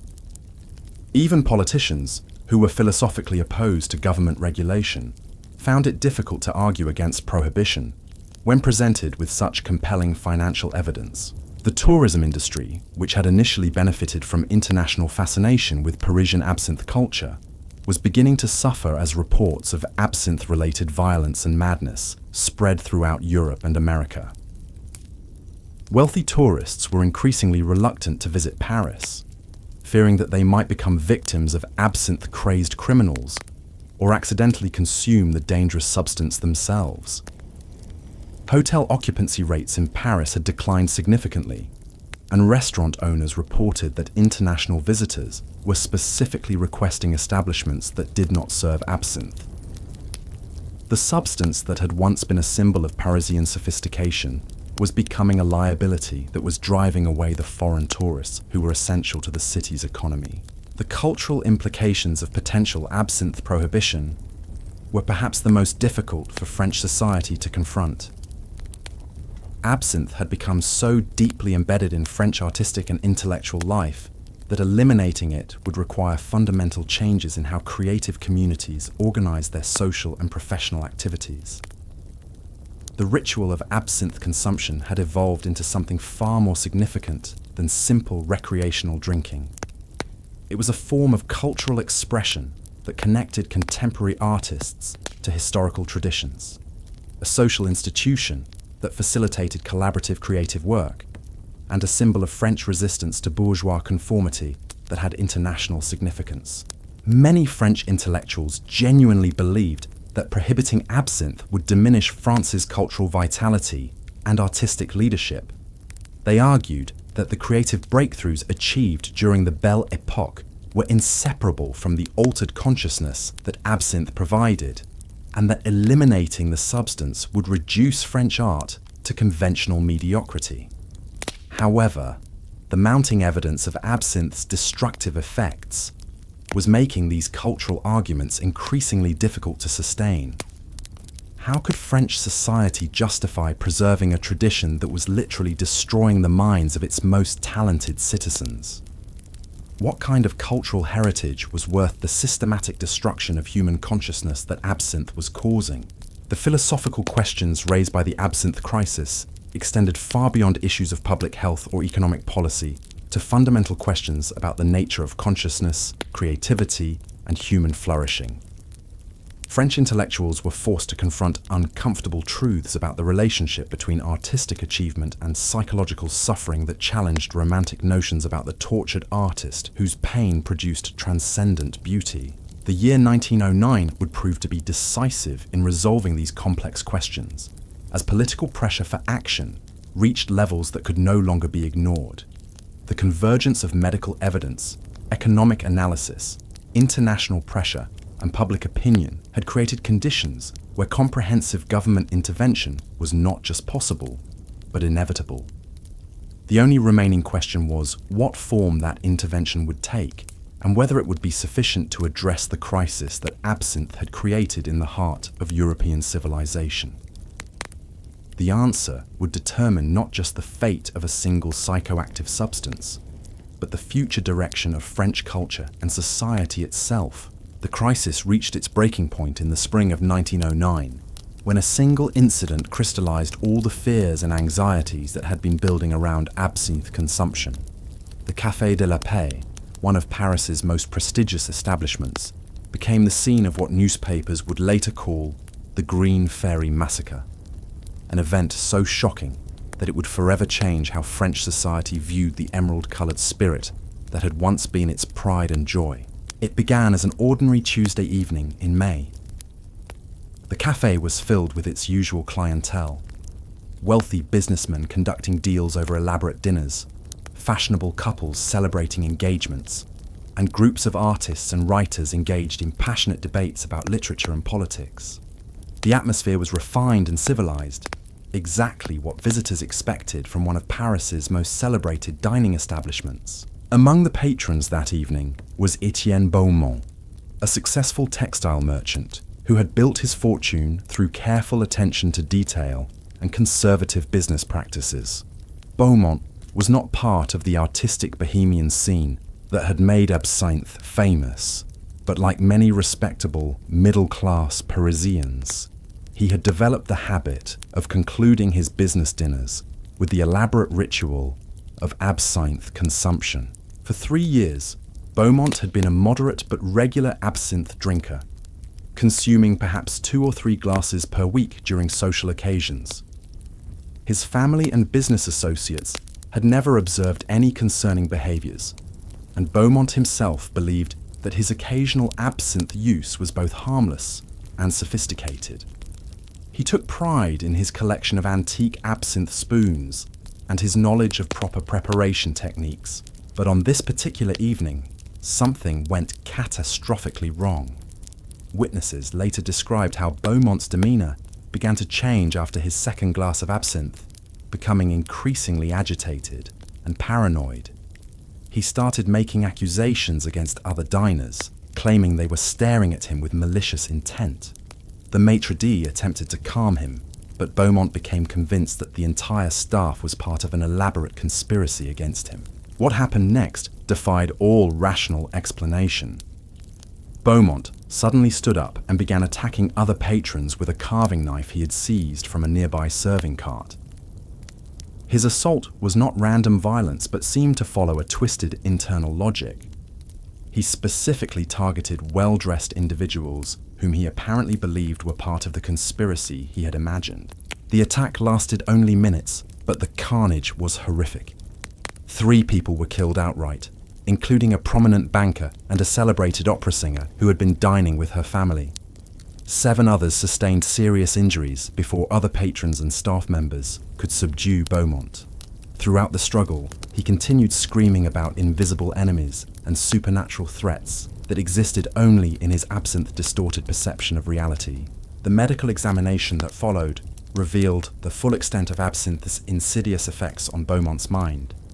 Despite appearing completely normal to everyone around him, he had been experiencing progressive neurological deterioration for months. His brain showed the same patterns of cellular damage that Dr. Richet had documented in his laboratory studies, concentrated in regions responsible for reality testing and impulse control. Most shocking of all, Beaumont had no memory of the attack and genuinely could not understand why he was being held responsible for the deaths and injuries. His damaged brain had completely erased the violent episode from his consciousness while leaving his other cognitive functions relatively intact. He could still perform complex mathematical calculations and discuss business matters with perfect clarity, but he had lost the ability to distinguish between his hallucinations and actual events. The Café de la Paix massacre became front-page news across Europe and America, sparking international outrage about France's failure to address the absinthe crisis. Foreign governments that had been privately pressuring France to take action now issued public statements condemning French authorities for allowing such a dangerous substance to remain freely available to the public. The British Parliament held emergency sessions to debate whether British citizens should be advised to avoid travelling to France entirely, given the apparent risk of encountering absinthe-crazed individuals in public places. The American State Department issued travel warnings describing Paris as potentially unsafe for tourists due to widespread absinthe consumption among the local population. These international reactions hit French national pride where it hurt most. The country that had positioned itself as the pinnacle of civilization and cultural sophistication was being portrayed as a dangerous place where ordinary citizens could transform into homicidal maniacs without warning. The economic implications were immediate and devastating as hotel bookings plummeted and international business conferences began relocating to other cities. The French medical establishment responded to the Café de la Paix massacre with unprecedented unity in calling for immediate prohibition. The Academy of Medicine held an emergency session where speaker after speaker presented evidence of absinthe's dangers, culminating in a unanimous resolution demanding government action. Dr. Paul Brouardel, one of France's most respected physicians, declared that continued inaction would make government officials complicit in future tragedies. The scientific evidence presented at this emergency session was more comprehensive and damning than anything previously assembled. Researchers had now documented over 1,500 cases of severe absinthism, with symptoms ranging from persistent hallucinations to complete personality disintegration. The consistency of these symptoms across different social classes and geographic regions proved that the problems were caused by absinthe itself, rather than underlying mental illness or social conditions. New research techniques had revealed that absinthe's effects on the brain were even more severe than previously understood. The thujone compounds didn't just cause temporary intoxication, but actually altered the physical structure of neurons, creating permanent changes in how the brain processed information. These modifications accumulated over time, explaining why moderate users like Beaumont could appear normal for years before suddenly experiencing complete psychological collapse. The neurological mechanism was now understood in sufficient detail to predict the progression of absinthism with disturbing accuracy. Dr. Henri Claude had developed a staging system that could identify early signs of brain damage months before behavioral symptoms became apparent. His research showed that virtually all regular absinthe users would eventually develop some degree of neurological impairment, with the only variable being how long the process would take. This predictive capability transformed the debate from questions about individual choice to issues of public safety. If medical science could demonstrate that absinthe consumption inevitably led to brain damage and potentially violent behavior, then society had both the right and the obligation to protect innocent people from the consequences of others' substance use. The artistic community's response to the Café de la Paix massacre revealed the deep fault lines that had been developing within creative circles for years. The younger generation of artists, led by figures like Pablo Picasso and Georges Braque, initially defended absinthe as essential to their creative process and dismissed the massacre as an isolated incident that shouldn't influence broader policy decisions. However, older and more established artists began breaking ranks in unprecedented numbers. Auguste Renoir published an open letter calling for immediate prohibition, arguing that no artistic benefits could justify the risk of innocent people being murdered by absinthe-crazed individuals.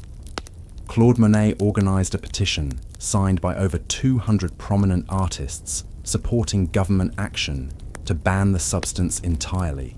The generational divide within the artistic community reflected deeper philosophical differences about the relationship between art and social responsibility. Younger artists viewed their absinthe consumption as a form of rebellion against bourgeois values and saw any regulation as an attack on artistic freedom.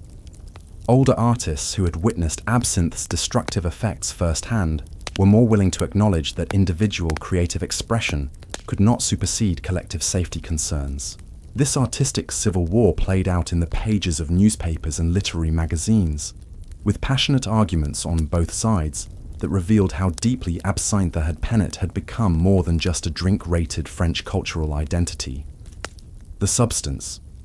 It was a symbol of everything that made Paris the cultural capital of the world, and eliminating it would require fundamental changes in how French society understood itself. The economic arguments against prohibition were becoming increasingly desperate, as the social costs of absinthe consumption continued to escalate. The industry commissioned new studies attempting to demonstrate that absinthe-related problems were caused by poverty, poor education, or underlying mental illness rather than the substance itself. These efforts were largely unsuccessful because the evidence of direct causation had become overwhelming. Insurance companies had effectively withdrawn from any business related to absinthe consumption, making it impossible for cafes, distilleries, or distributors to obtain coverage for their operations. Banks were refusing to extend credit to absinthe-related businesses, and investors were fleeing the industry as quickly as possible. The economic foundation of absinthe culture was collapsing even before formal prohibition was enacted. The international absinthe trade was also beginning to unravel as more countries implemented their own bans or restrictions. The Swiss prohibition had been followed by similar actions in Belgium, the Netherlands, and several German states. American importers had completely stopped purchasing French absinthe, while British merchants were demanding such extensive quality guarantees that most French producers found it impossible to meet their requirements. This international isolation was particularly devastating for premium absinthe producers who had built their businesses around exports to wealthy consumers in other countries. The domestic French market alone could not support the industry at its previous scale, and the growing domestic opposition to absinthe consumption meant that even the French market was beginning to contract rapidly. The labor unions representing absinthe industry workers found themselves in an impossible position as their membership faced unemployment regardless of government policy decisions. The economic collapse of the industry was proceeding faster than any political process, making their opposition to prohibition increasingly irrelevant to the actual survival of their members' livelihoods. Union leaders began negotiating with government officials about retraining programs and economic assistance for displaced workers, effectively conceding that prohibition was inevitable while trying to minimize the economic hardship for their members. This shift in union strategy removed one of the most powerful political obstacles to government action. The religious establishment's response to the Café de la Paix massacre was swift and uncompromising. The Catholic Church issued official statements describing absinthe as an instrument of evil that corrupted both individual souls and society as a whole.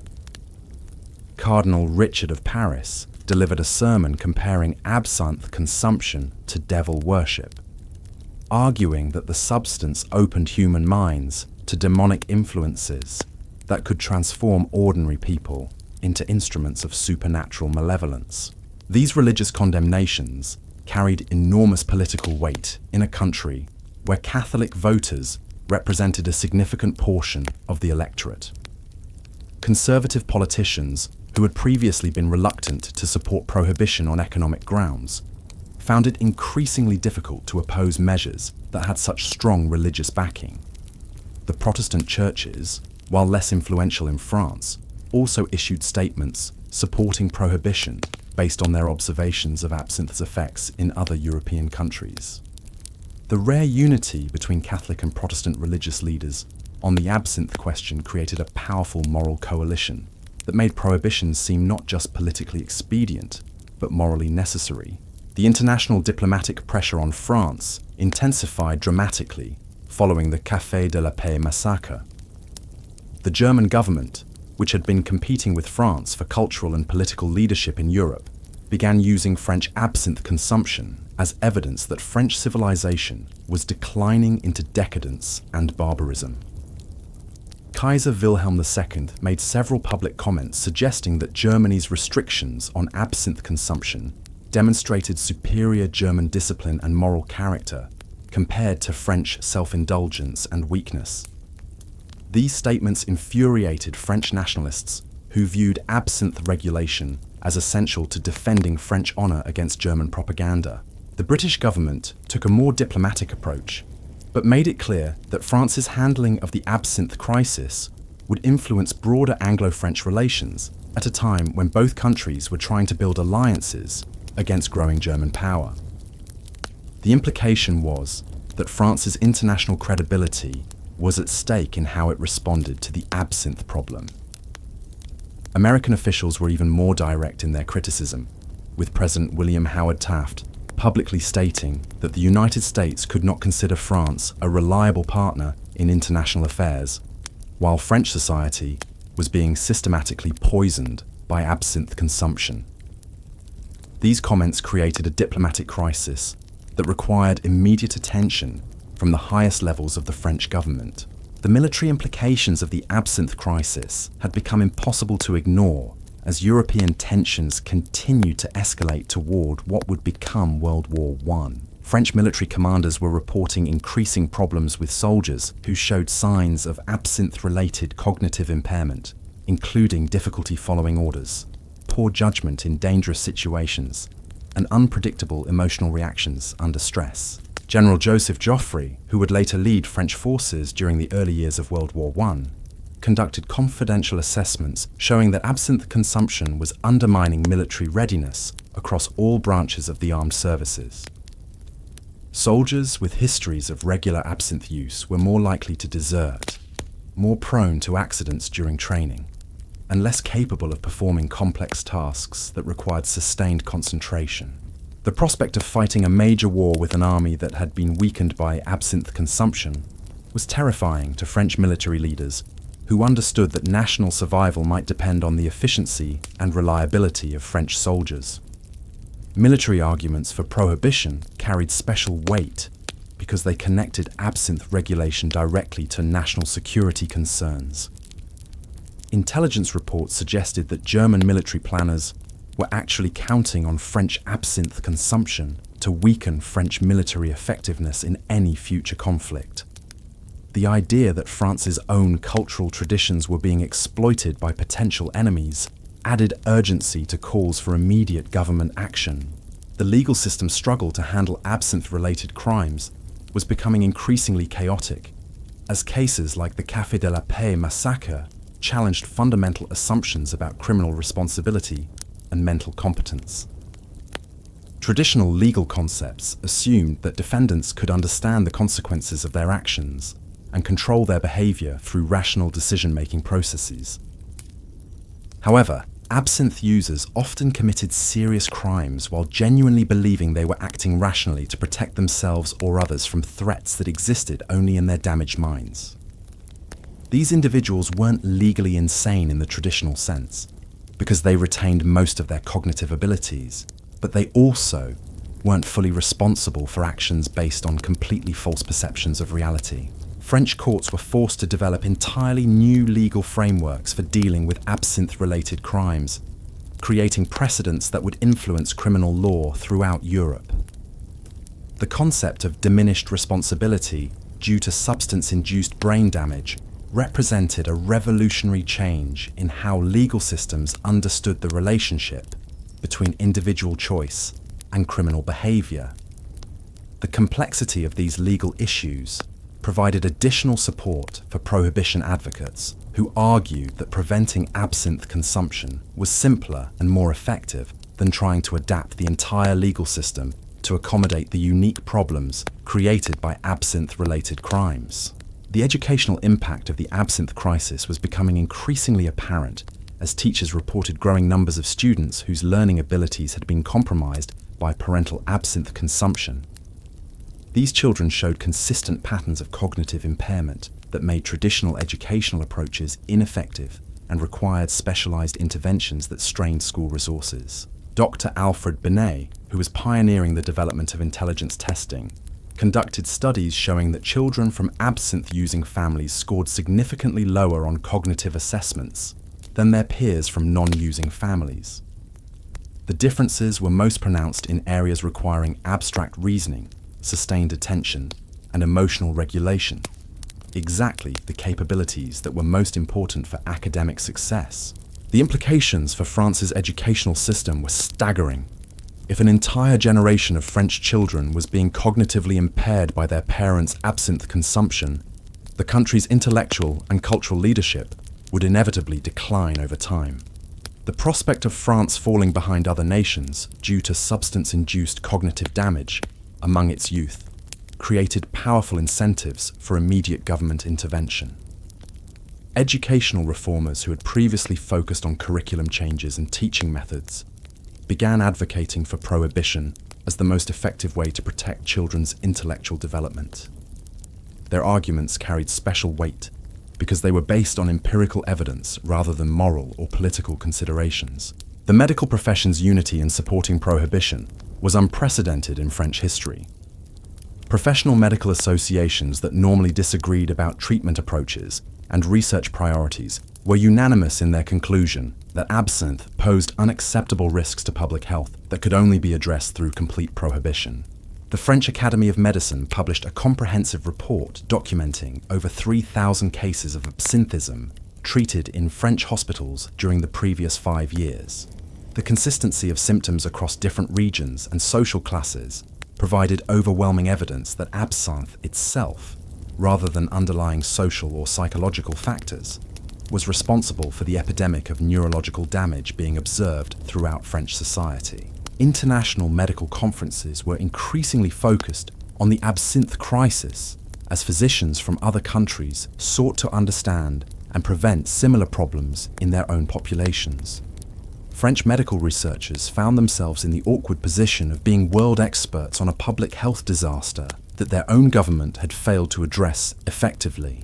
The scientific reputation of French medicine was beginning to suffer as international colleagues questioned how a country with such advanced medical knowledge could continue to allow mass consumption of a substance that was clearly causing widespread brain damage.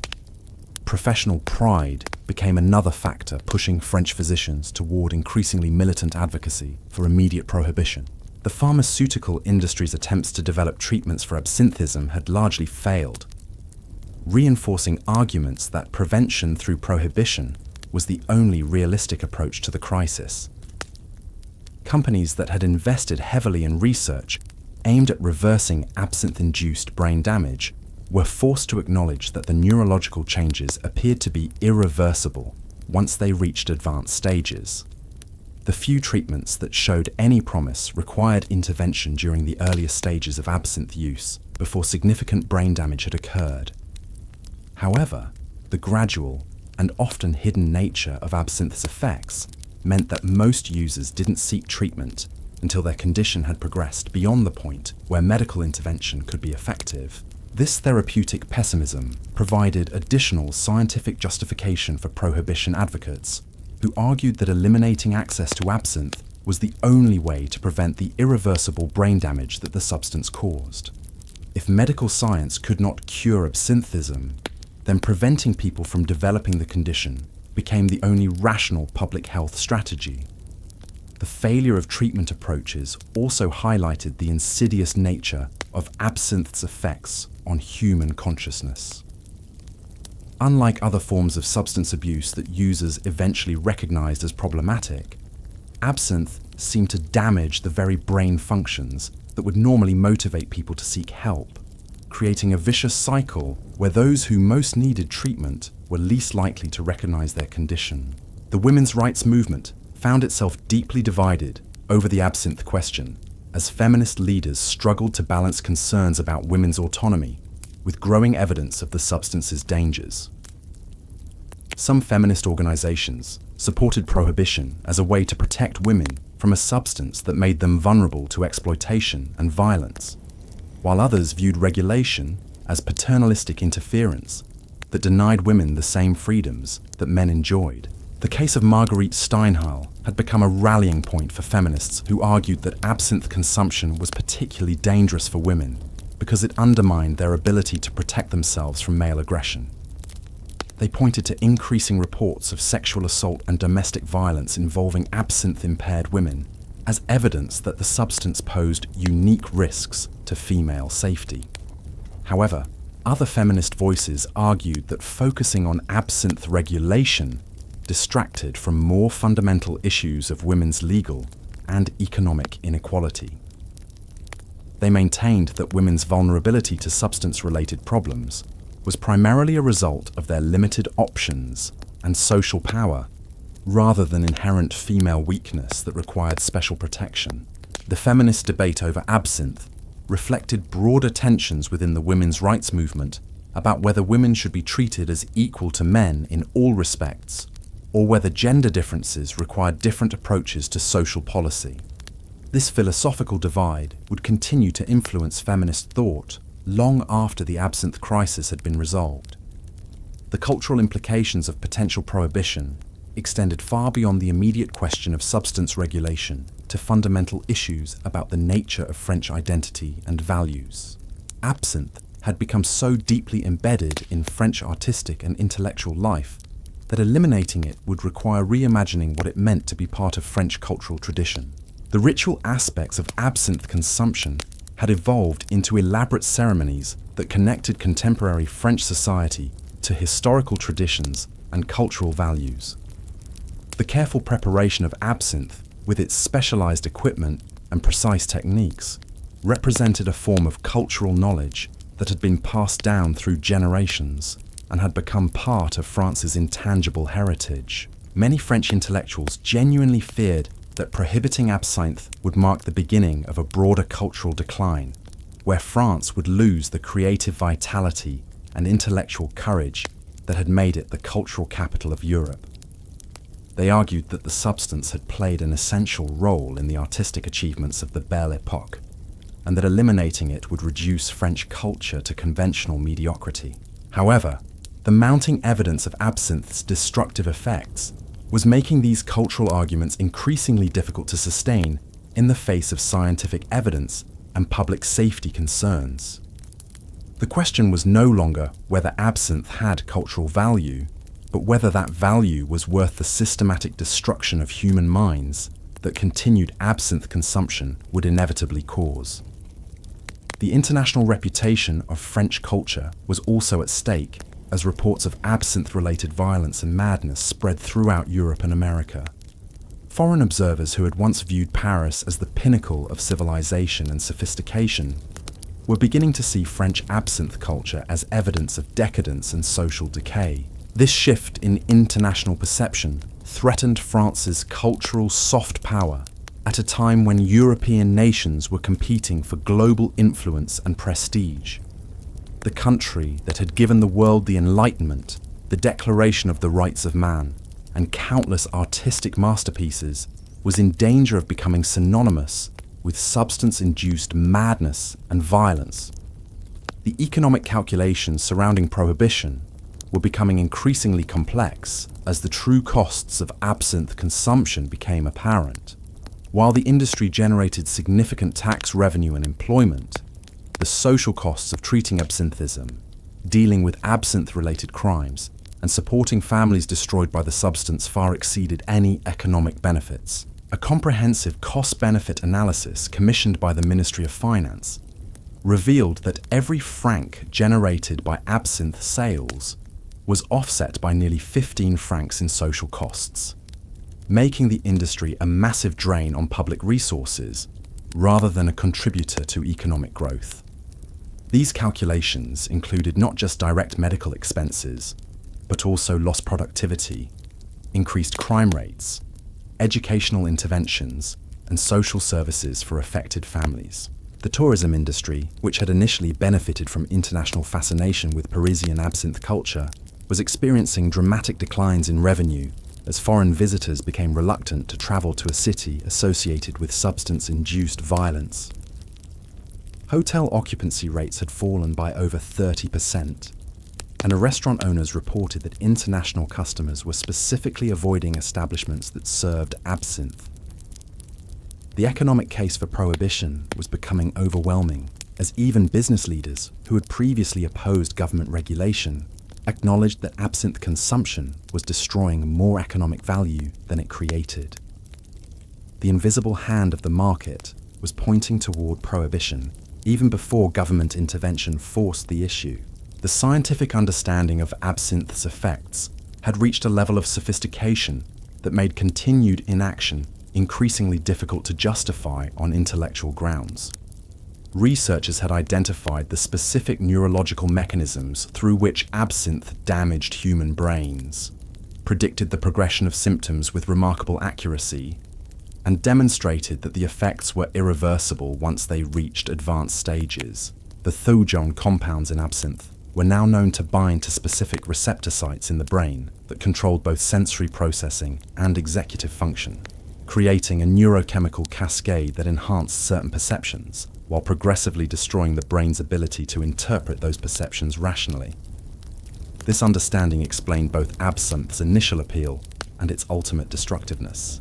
The accumulation of scientific evidence had eliminated virtually all reasonable doubt about absinthe's dangers, making opposition to prohibition increasingly dependent on non-scientific arguments about individual freedom, cultural tradition, or economic concerns. The medical case for prohibition was as strong as the scientific evidence for any public health intervention in human history. The international scientific community was watching France's handling of the absinthe crisis as a test case for how modern nations should respond to public health emergencies involving psychoactive substances. The precedent set by French policy decisions would influence similar debates in other countries for decades to come. The year 1910 would mark the final chapter in the absinthe saga as all the scientific, economic, cultural, and political forces that had been building for over a decade finally converged to force decisive government action.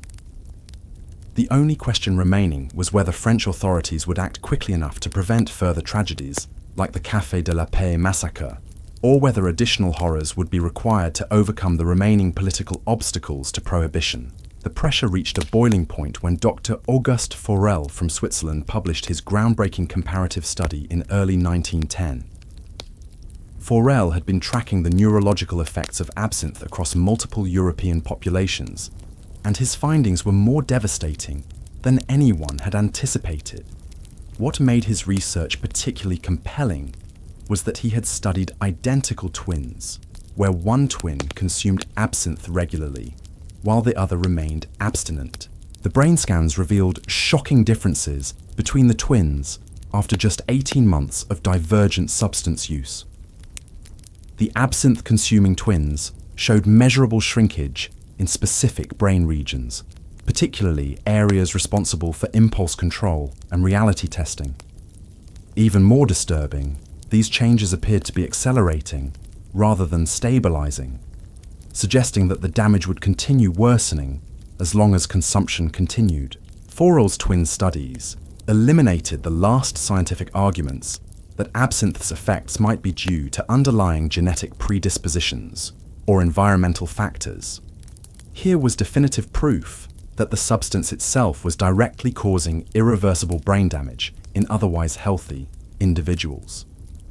The implications were staggering because they suggested that millions of Europeans were unknowingly destroying their own minds through what they believed was harmless social drinking. The medical establishment across Europe reacted to Forel's findings with unprecedented alarm. The Royal College of Physicians in London issued an emergency statement warning that absinthe consumption represented the greatest threat to human neurological health in recorded medical history. German physicians published similar warnings, while Italian medical journals began referring to absinthe as liquid insanity. What made the situation even more urgent was Forel's discovery that the brain damage began much earlier than previously understood. Even moderate users who consumed absinthe only occasionally showed measurable neurological changes within 6 months of their first exposure. This meant that virtually everyone who had ever tried absinthe was potentially at risk, regardless of how carefully they monitored their consumption. The psychological mechanism behind absinthe's addictive properties was finally understood through Forel's research. The substance didn't just create physical dependency like alcohol or morphine, but actually rewired the brain's reward systems to make normal consciousness feel incomplete and unsatisfying. Users weren't just craving the substance, their damaged brains had lost the ability to experience pleasure or creativity without chemical enhancement. This neurological dependency explained why so many intelligent, educated people continued using absinthe despite obvious signs of deterioration.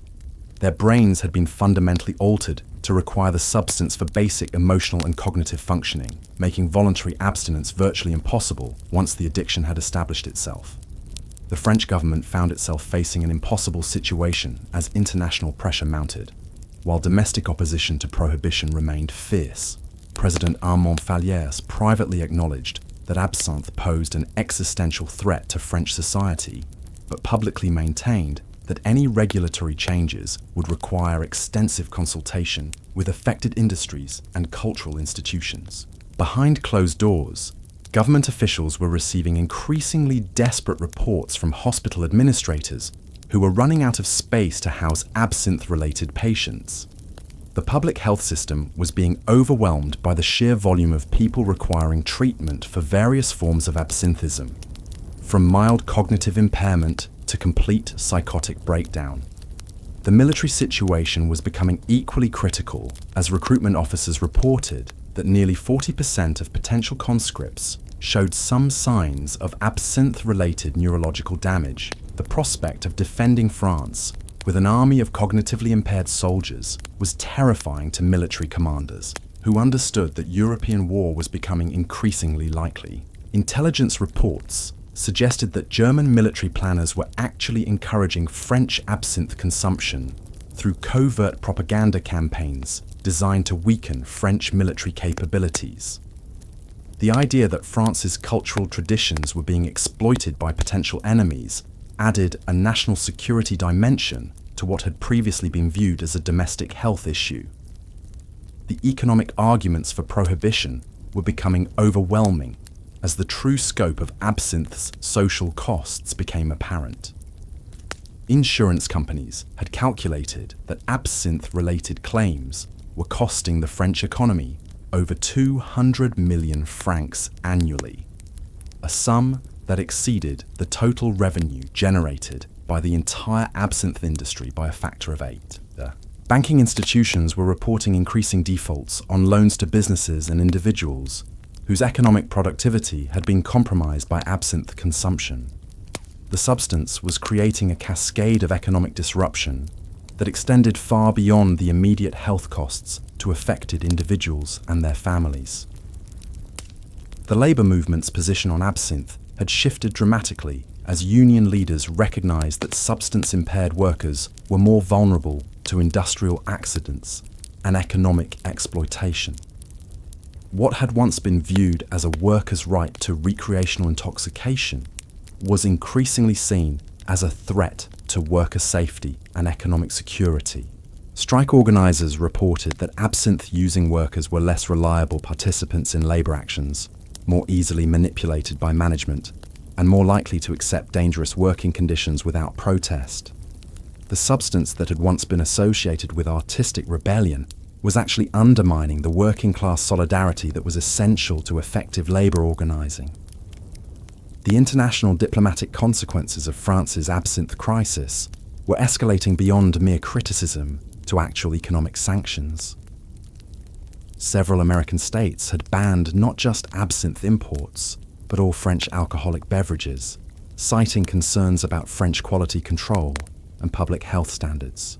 British merchants were demanding such extensive testing and certification for French exports that many producers found it economically impossible to maintain their international markets. The reputation damage was spreading beyond absinthe to affect France's entire export economy, threatening industries that had no connection to the controversial substance.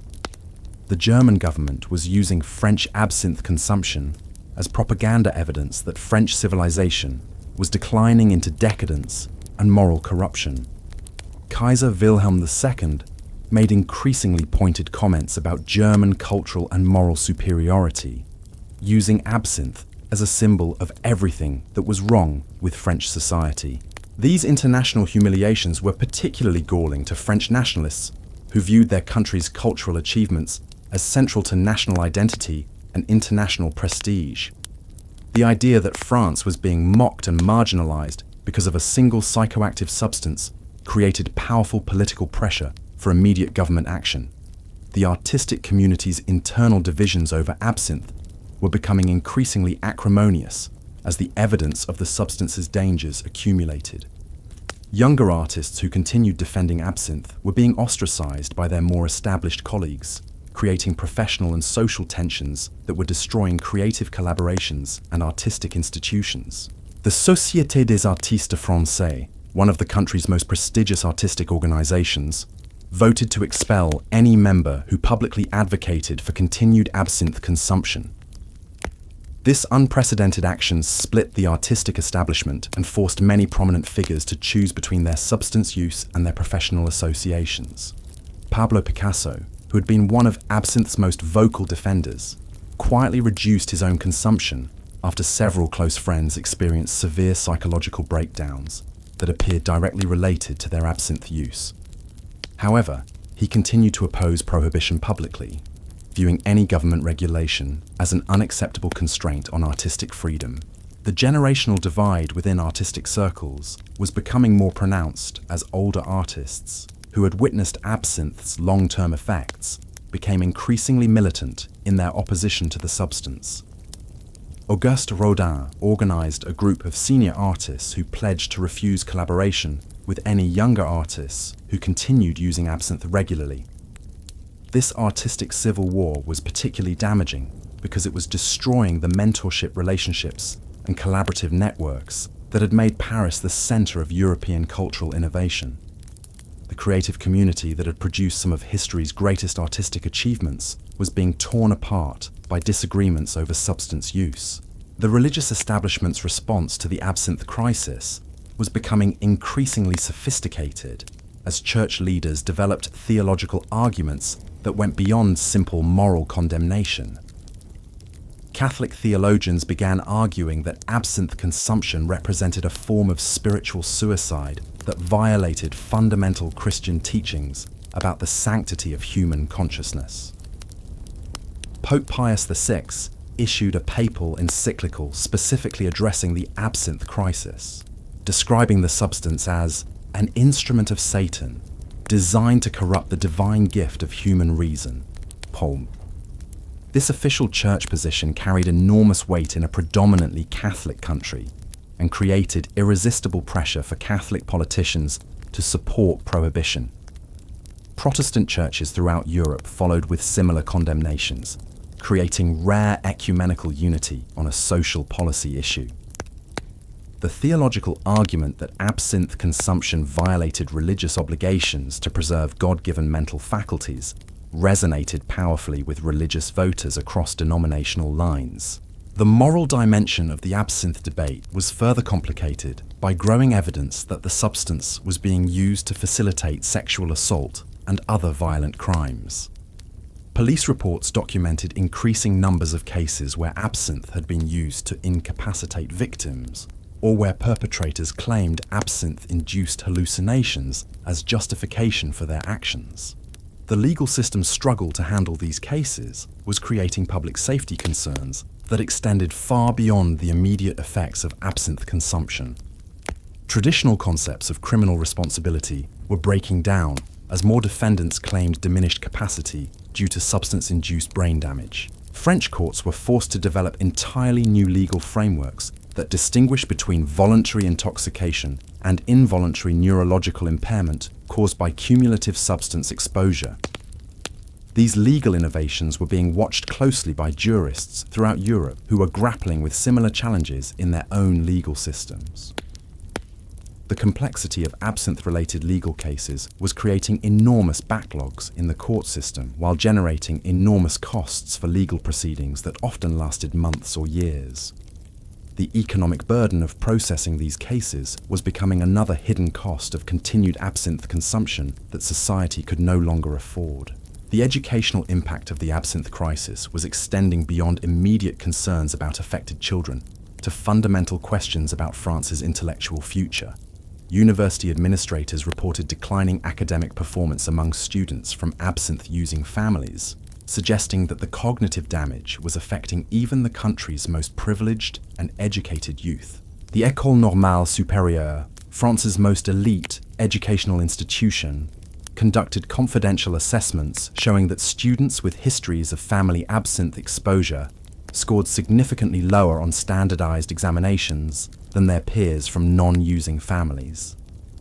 These differences were most pronounced in subjects requiring abstract reasoning and creative problem solving, exactly the intellectual capabilities that were most important for future leadership positions.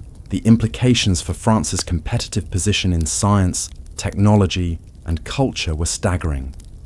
If an entire generation of French intellectuals was being cognitively impaired by their parents' substance use, the country would inevitably fall behind other nations in the global competition for scientific and cultural achievement. Educational reformers who had spent decades working to improve French schools were forced to acknowledge that their efforts were being undermined by a single psychoactive substance that was systematically damaging students' learning capabilities before they ever entered the classroom. The medical profession's understanding of absinthe's effects had reached unprecedented sophistication through the development of new diagnostic techniques and research methodologies. Dr. Jean-Martin Charcot's students at the Salpêtrière Hospital were using innovative neurological assessments to identify absinthe-related brain damage in its earlier stages, often before users themselves were aware that their cognitive functioning had been compromised. These early detection methods revealed that the prevalence of absinthe-related neurological damage was far higher than previously understood. Population surveys suggested that over 30% of regular absinthe users showed measurable cognitive impairment, while even occasional users demonstrated subtle changes in brain function that could progress to more serious problems over time. The development of standardized diagnostic criteria for absinthism allowed for systematic comparison of cases across different regions and social groups. The consistency of symptoms and progression patterns provided overwhelming evidence that absinthe itself, rather than underlying social or psychological factors, was responsible for the epidemic of neurological problems being observed throughout French society. International medical conferences were increasingly dominated by presentations on absinthe-related research, as physicians from other countries sought to understand and prevent similar problems in their own populations. French medical researchers found themselves reluctant experts on a public health disaster that was damaging their country's scientific reputation, even as it advanced medical knowledge. The pharmaceutical industry's continued failure to develop effective treatments for absinthism was reinforcing arguments that prevention through prohibition was the only realistic approach to the crisis. Companies that had invested millions of francs in research aimed at reversing absinthe-induced brain damage were forced to acknowledge that the neurological changes appeared to be permanent once they reached advanced stages. The few experimental treatments that showed any promise required immediate intervention during the earliest stages of exposure before significant brain damage had occurred. However, the subtle and gradual nature of absinthe's effects meant that most users didn't recognize their condition until medical intervention could no longer reverse the damage. This therapeutic pessimism was particularly devastating for families dealing with absinthe-affected relatives who had become increasingly desperate for medical solutions to what they were finally recognizing as a serious health problem. The realization that their loved ones' conditions were essentially incurable was creating secondary psychological trauma that extended the social impact of the absinthe crisis.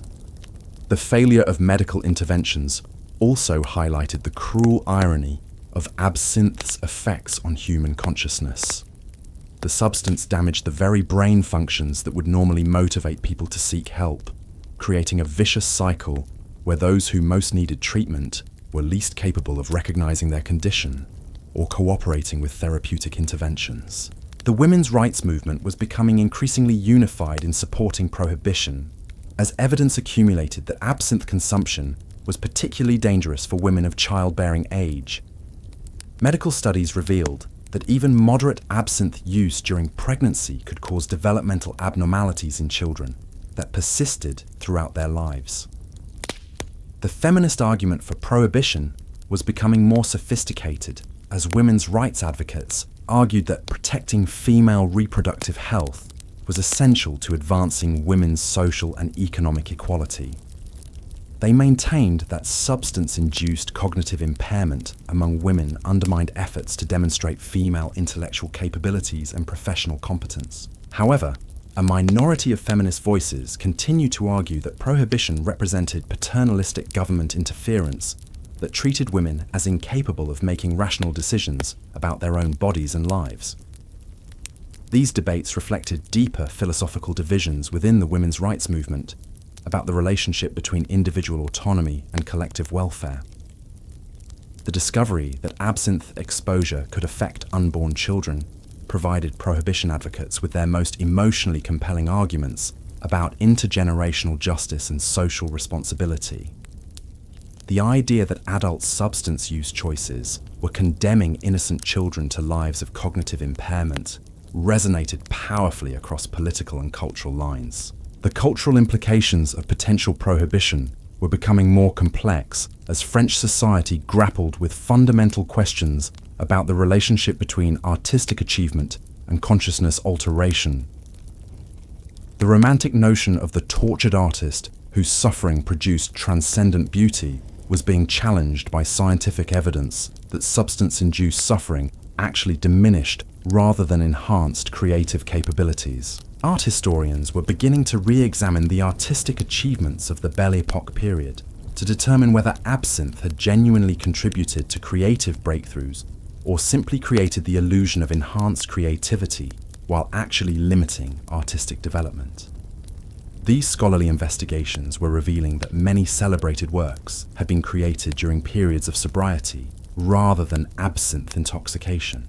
The realization that absinthe might have hindered rather than helped artistic achievement was profoundly disturbing to French intellectuals who had built their identities around the mythology of chemically enhanced creativity. The possibility that their cultural heroes had succeeded despite, rather than because of their substance use, challenged fundamental assumptions about the nature of artistic genius.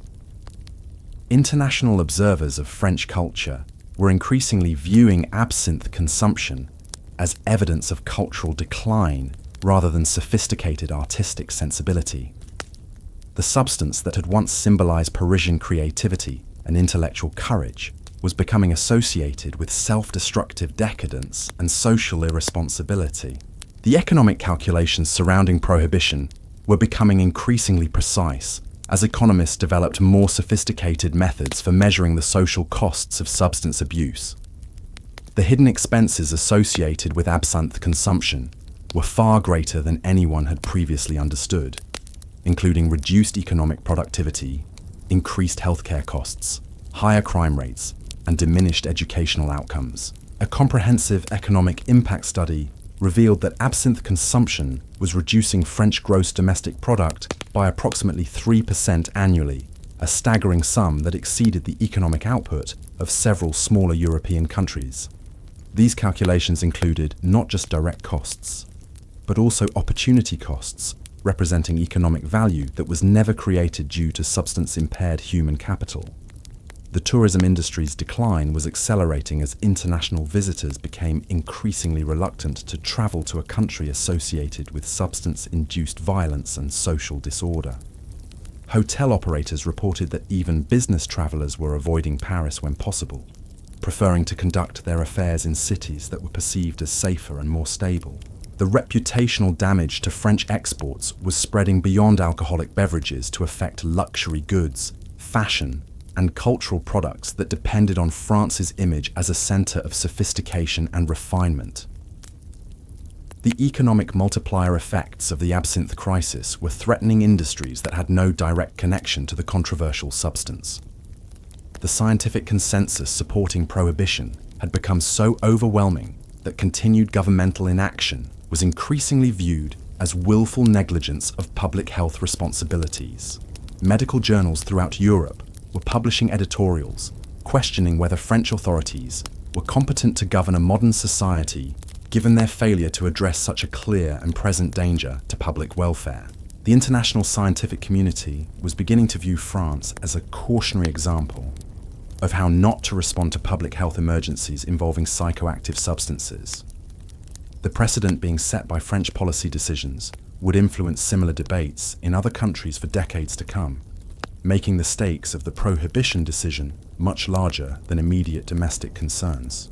research institutions in other countries were conducting their own studies of absinthe's effects, generally confirming the French findings while reaching even more alarming conclusions about the substance's dangers.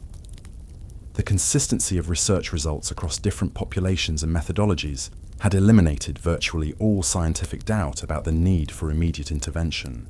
The accumulation of scientific evidence had reached a point where opposition to prohibition was becoming intellectually untenable for anyone who accepted the validity of empirical research and evidence-based policymaking. The debate was shifting from questions about whether absinthe was dangerous to questions about how quickly and completely it should be eliminated from society. The year 1910 marked the final convergence of all the scientific, economic, cultural and political forces that had been building around the absinthe crisis for over a decade. The only remaining question was whether French authorities would act decisively to prevent further tragedies, or whether additional catastrophes would be required to overcome the last vestiges of political resistance to prohibition. The mounting pressure from every sector of society, medical, economic, military, religious, educational and cultural, had created conditions where continued inaction was becoming politically impossible, regardless of the economic costs or cultural disruption that prohibition might cause. The green fairy that had once symbolized Parisian sophistication and artistic achievement was about to become a casualty of its own destructive success in capturing the minds and souls of an entire generation. The tipping point came in the autumn of 1910, when a series of events unfolded with such devastating clarity that even the most ardent defenders of absinthe could no longer deny the inevitable. It began with what medical historians would later call the October Horror, a week-long period that saw 17 separate incidents of absinthe-related violence across Paris, each more disturbing than the last. The most shocking case involved Dr. Henri Moreau, a respected physician at the Hôpital Saint-Louis, who had been secretly consuming increasing quantities of absinthe for nearly 2 years. Moreau had managed to conceal his deteriorating condition from colleagues and patients alike, maintaining his professional duties with apparent competence even as his grip on reality steadily weakened.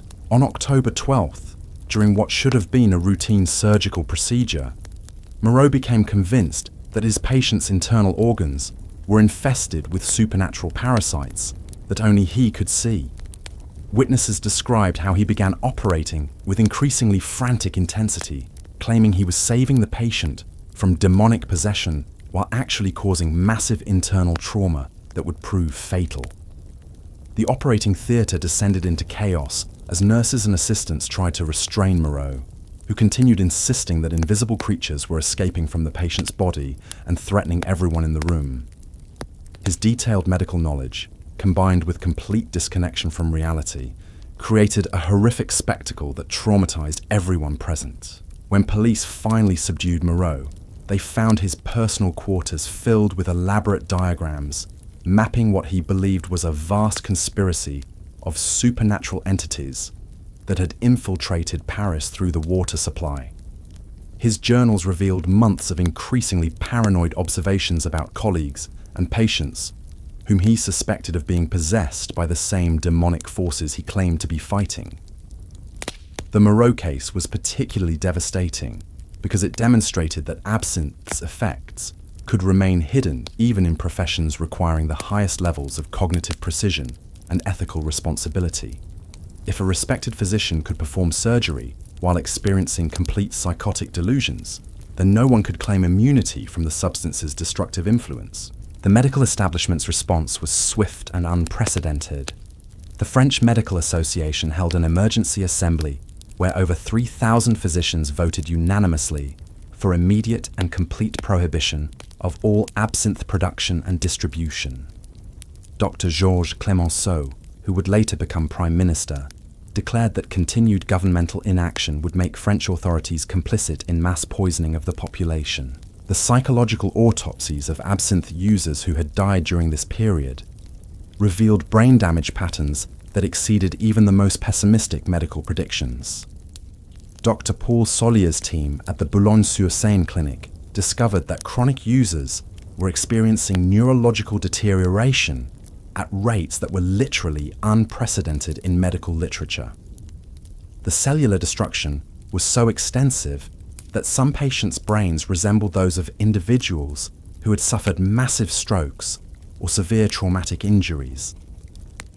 Yet these individuals had appeared relatively normal in social interactions, suggesting that absinthe was selectively destroying specific brain functions while leaving others temporarily intact. Most disturbing was the discovery that the brain damage was accelerating rather than stabilizing.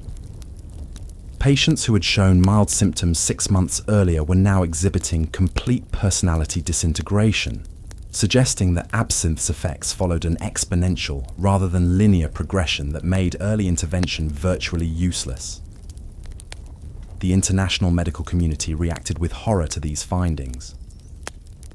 The German physician Rudolf Virchow, one of the founders of modern pathology, published an open letter declaring that absinthe represented the greatest neurological catastrophe in recorded medical history. British medical journals began referring to France as a nation in the grip of mass neurological suicide. American medical schools began using French absinthe cases as textbook examples of how psychoactive substances could destroy entire populations if governments failed to take appropriate regulatory action. The international medical community was essentially treating France as a living laboratory for studying the long-term effects of uncontrolled psychoactive substance abuse on a societal scale. The economic consequences of the October horror were immediate and severe.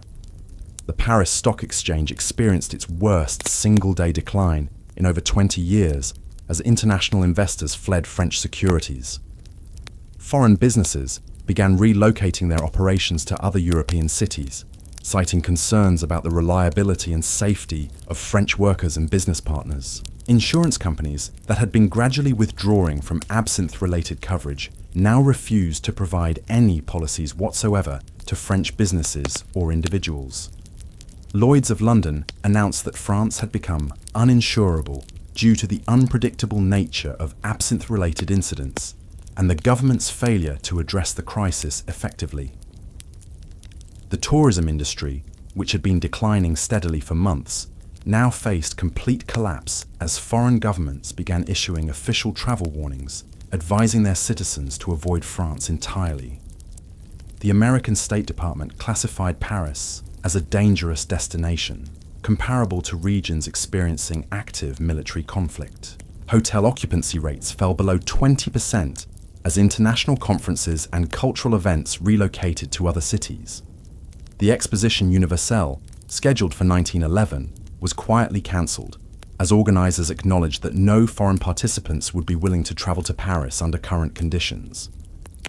The military implications reached crisis levels when recruitment officers reported that over 60% of potential conscripts showed measurable signs of absinthe-related cognitive impairment. General Ferdinand Foch conducted classified assessments revealing that France's military readiness had been compromised to an extent that made the country vulnerable to invasion by any competently organised enemy force. Intelligence reports confirmed that German military planners were indeed counting on French absinthe consumption to weaken French defensive capabilities. Captured documents reveal detailed German assessments of how absinthe-related neurological damage was affecting French military personnel at every level of command. The prospect of defending French territory with an army composed largely of cognitively impaired soldiers was so terrifying that military commanders began privately discussing whether France should seek protective alliances with other powers rather than rely on its own defensive capabilities. The domestic political situation became increasingly unstable as public confidence in governmental competence reached historic lows. Riots broke out in several major cities as citizens demanded immediate action to protect their families from what they increasingly viewed as governmental negligence bordering on criminal conspiracy. The Socialist Party, which had previously opposed prohibition on grounds of individual liberty, reversed its position after party leaders recognized that absinthe consumption was systematically destroying the working class consciousness that was essential to their political movement.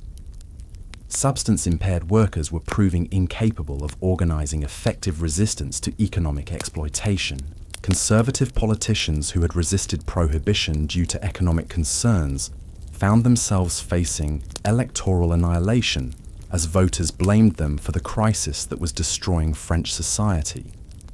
The Catholic vote, in particular, was mobilizing around prohibition as a moral imperative that transcended traditional political divisions. President Armand Fallières found himself trapped between international humiliation and domestic political collapse. His administration's credibility had been so thoroughly undermined that foreign diplomats were beginning to question whether the French government possessed sufficient competence to honor its international obligations and treaty commitments. The cultural reckoning was equally devastating, as French intellectuals were forced to confront the possibility that their celebrated artistic achievements had been built on foundations of systematic self-destruction. The romantic mythology of absinthe-enhanced creativity was collapsing under the weight of scientific evidence that the substance actually diminished rather than enhanced human creative capabilities. Art critics began re-examining the masterpieces of the Belle Époque period, searching for evidence of whether these works had been created during periods of absinthe intoxication or sobriety. The emerging consensus suggested that the greatest artistic achievements had occurred despite, rather than because of absinthe consumption, fundamentally challenging French cultural assumptions about the relationship between suffering and creativity. The Académie Française, France's most prestigious cultural institution, voted to expel any member who continued advocating for absinthe consumption after the October Horror. This unprecedented action split the French intellectual establishment and forced many prominent figures to choose between their substance use and their cultural standing. International perceptions of French culture had shifted dramatically from admiration to pity, as foreign observers began viewing French absinthe consumption as evidence of cultural decline rather than sophisticated artistic sensibility. The country that had once been synonymous with intellectual achievement was becoming associated with self-destructive decadence. The religious establishment's response reached new levels of militancy as church leaders began organizing mass prayer vigils, specifically focused on ending the absinthe crisis. Cardinal Amet of Paris delivered sermons describing absinthe as Satan's final assault on Christian civilization, language that resonated powerfully with religious voters who were demanding immediate government intervention. The rare unity between Catholic and Protestant churches created unprecedented religious pressure for prohibition. Theological seminaries throughout Europe began teaching courses on the spiritual dangers of consciousness-altering substances, using French absinthe consumption as a cautionary example of how entire societies could fall into spiritual bondage. Religious leaders were particularly effective in mobilizing female voters, who were increasingly viewing absinthe prohibition as essential to protecting their families from substance-induced violence and economic destruction. The women's auxiliary organizations of various churches became some of the most vocal and organized advocates for immediate government action. The legal system's complete inability to process absinthe-related cases effectively had created a crisis of confidence in French jurisprudence that was undermining the rule of law itself. Courts were so backlogged with cases involving defendants whose mental competence was questionable that ordinary criminal proceedings were being delayed for months or years. The development of new legal frameworks for addressing substance-induced diminished capacity had created enormous complexity and uncertainty in criminal proceedings. Defense attorneys were increasingly successful in arguing that their clients could not be held responsible for actions committed while suffering from absinthe-induced brain damage. This legal chaos was creating a sense that French society was becoming ungovernable, as traditional mechanisms for maintaining social order broke down under the pressure of mass substance-induced cognitive impairment.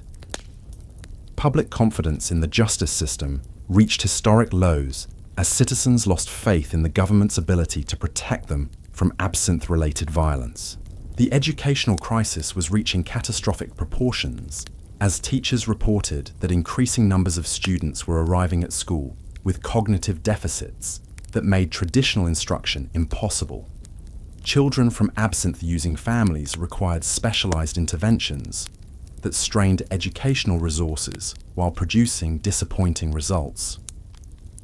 University administrators were documenting dramatic declines in academic performance that correlated directly with family histories of absinthe consumption. The École Polytechnique, France's most elite engineering school, reported that students from absinthe-affected families were failing at rates that threatened the institution's academic standards. The implications for France's competitive position in science and technology were staggering. The country that had produced some of history's greatest scientific achievements was facing the prospect of intellectual decline that would make it impossible to compete with other nations in the emerging global economy.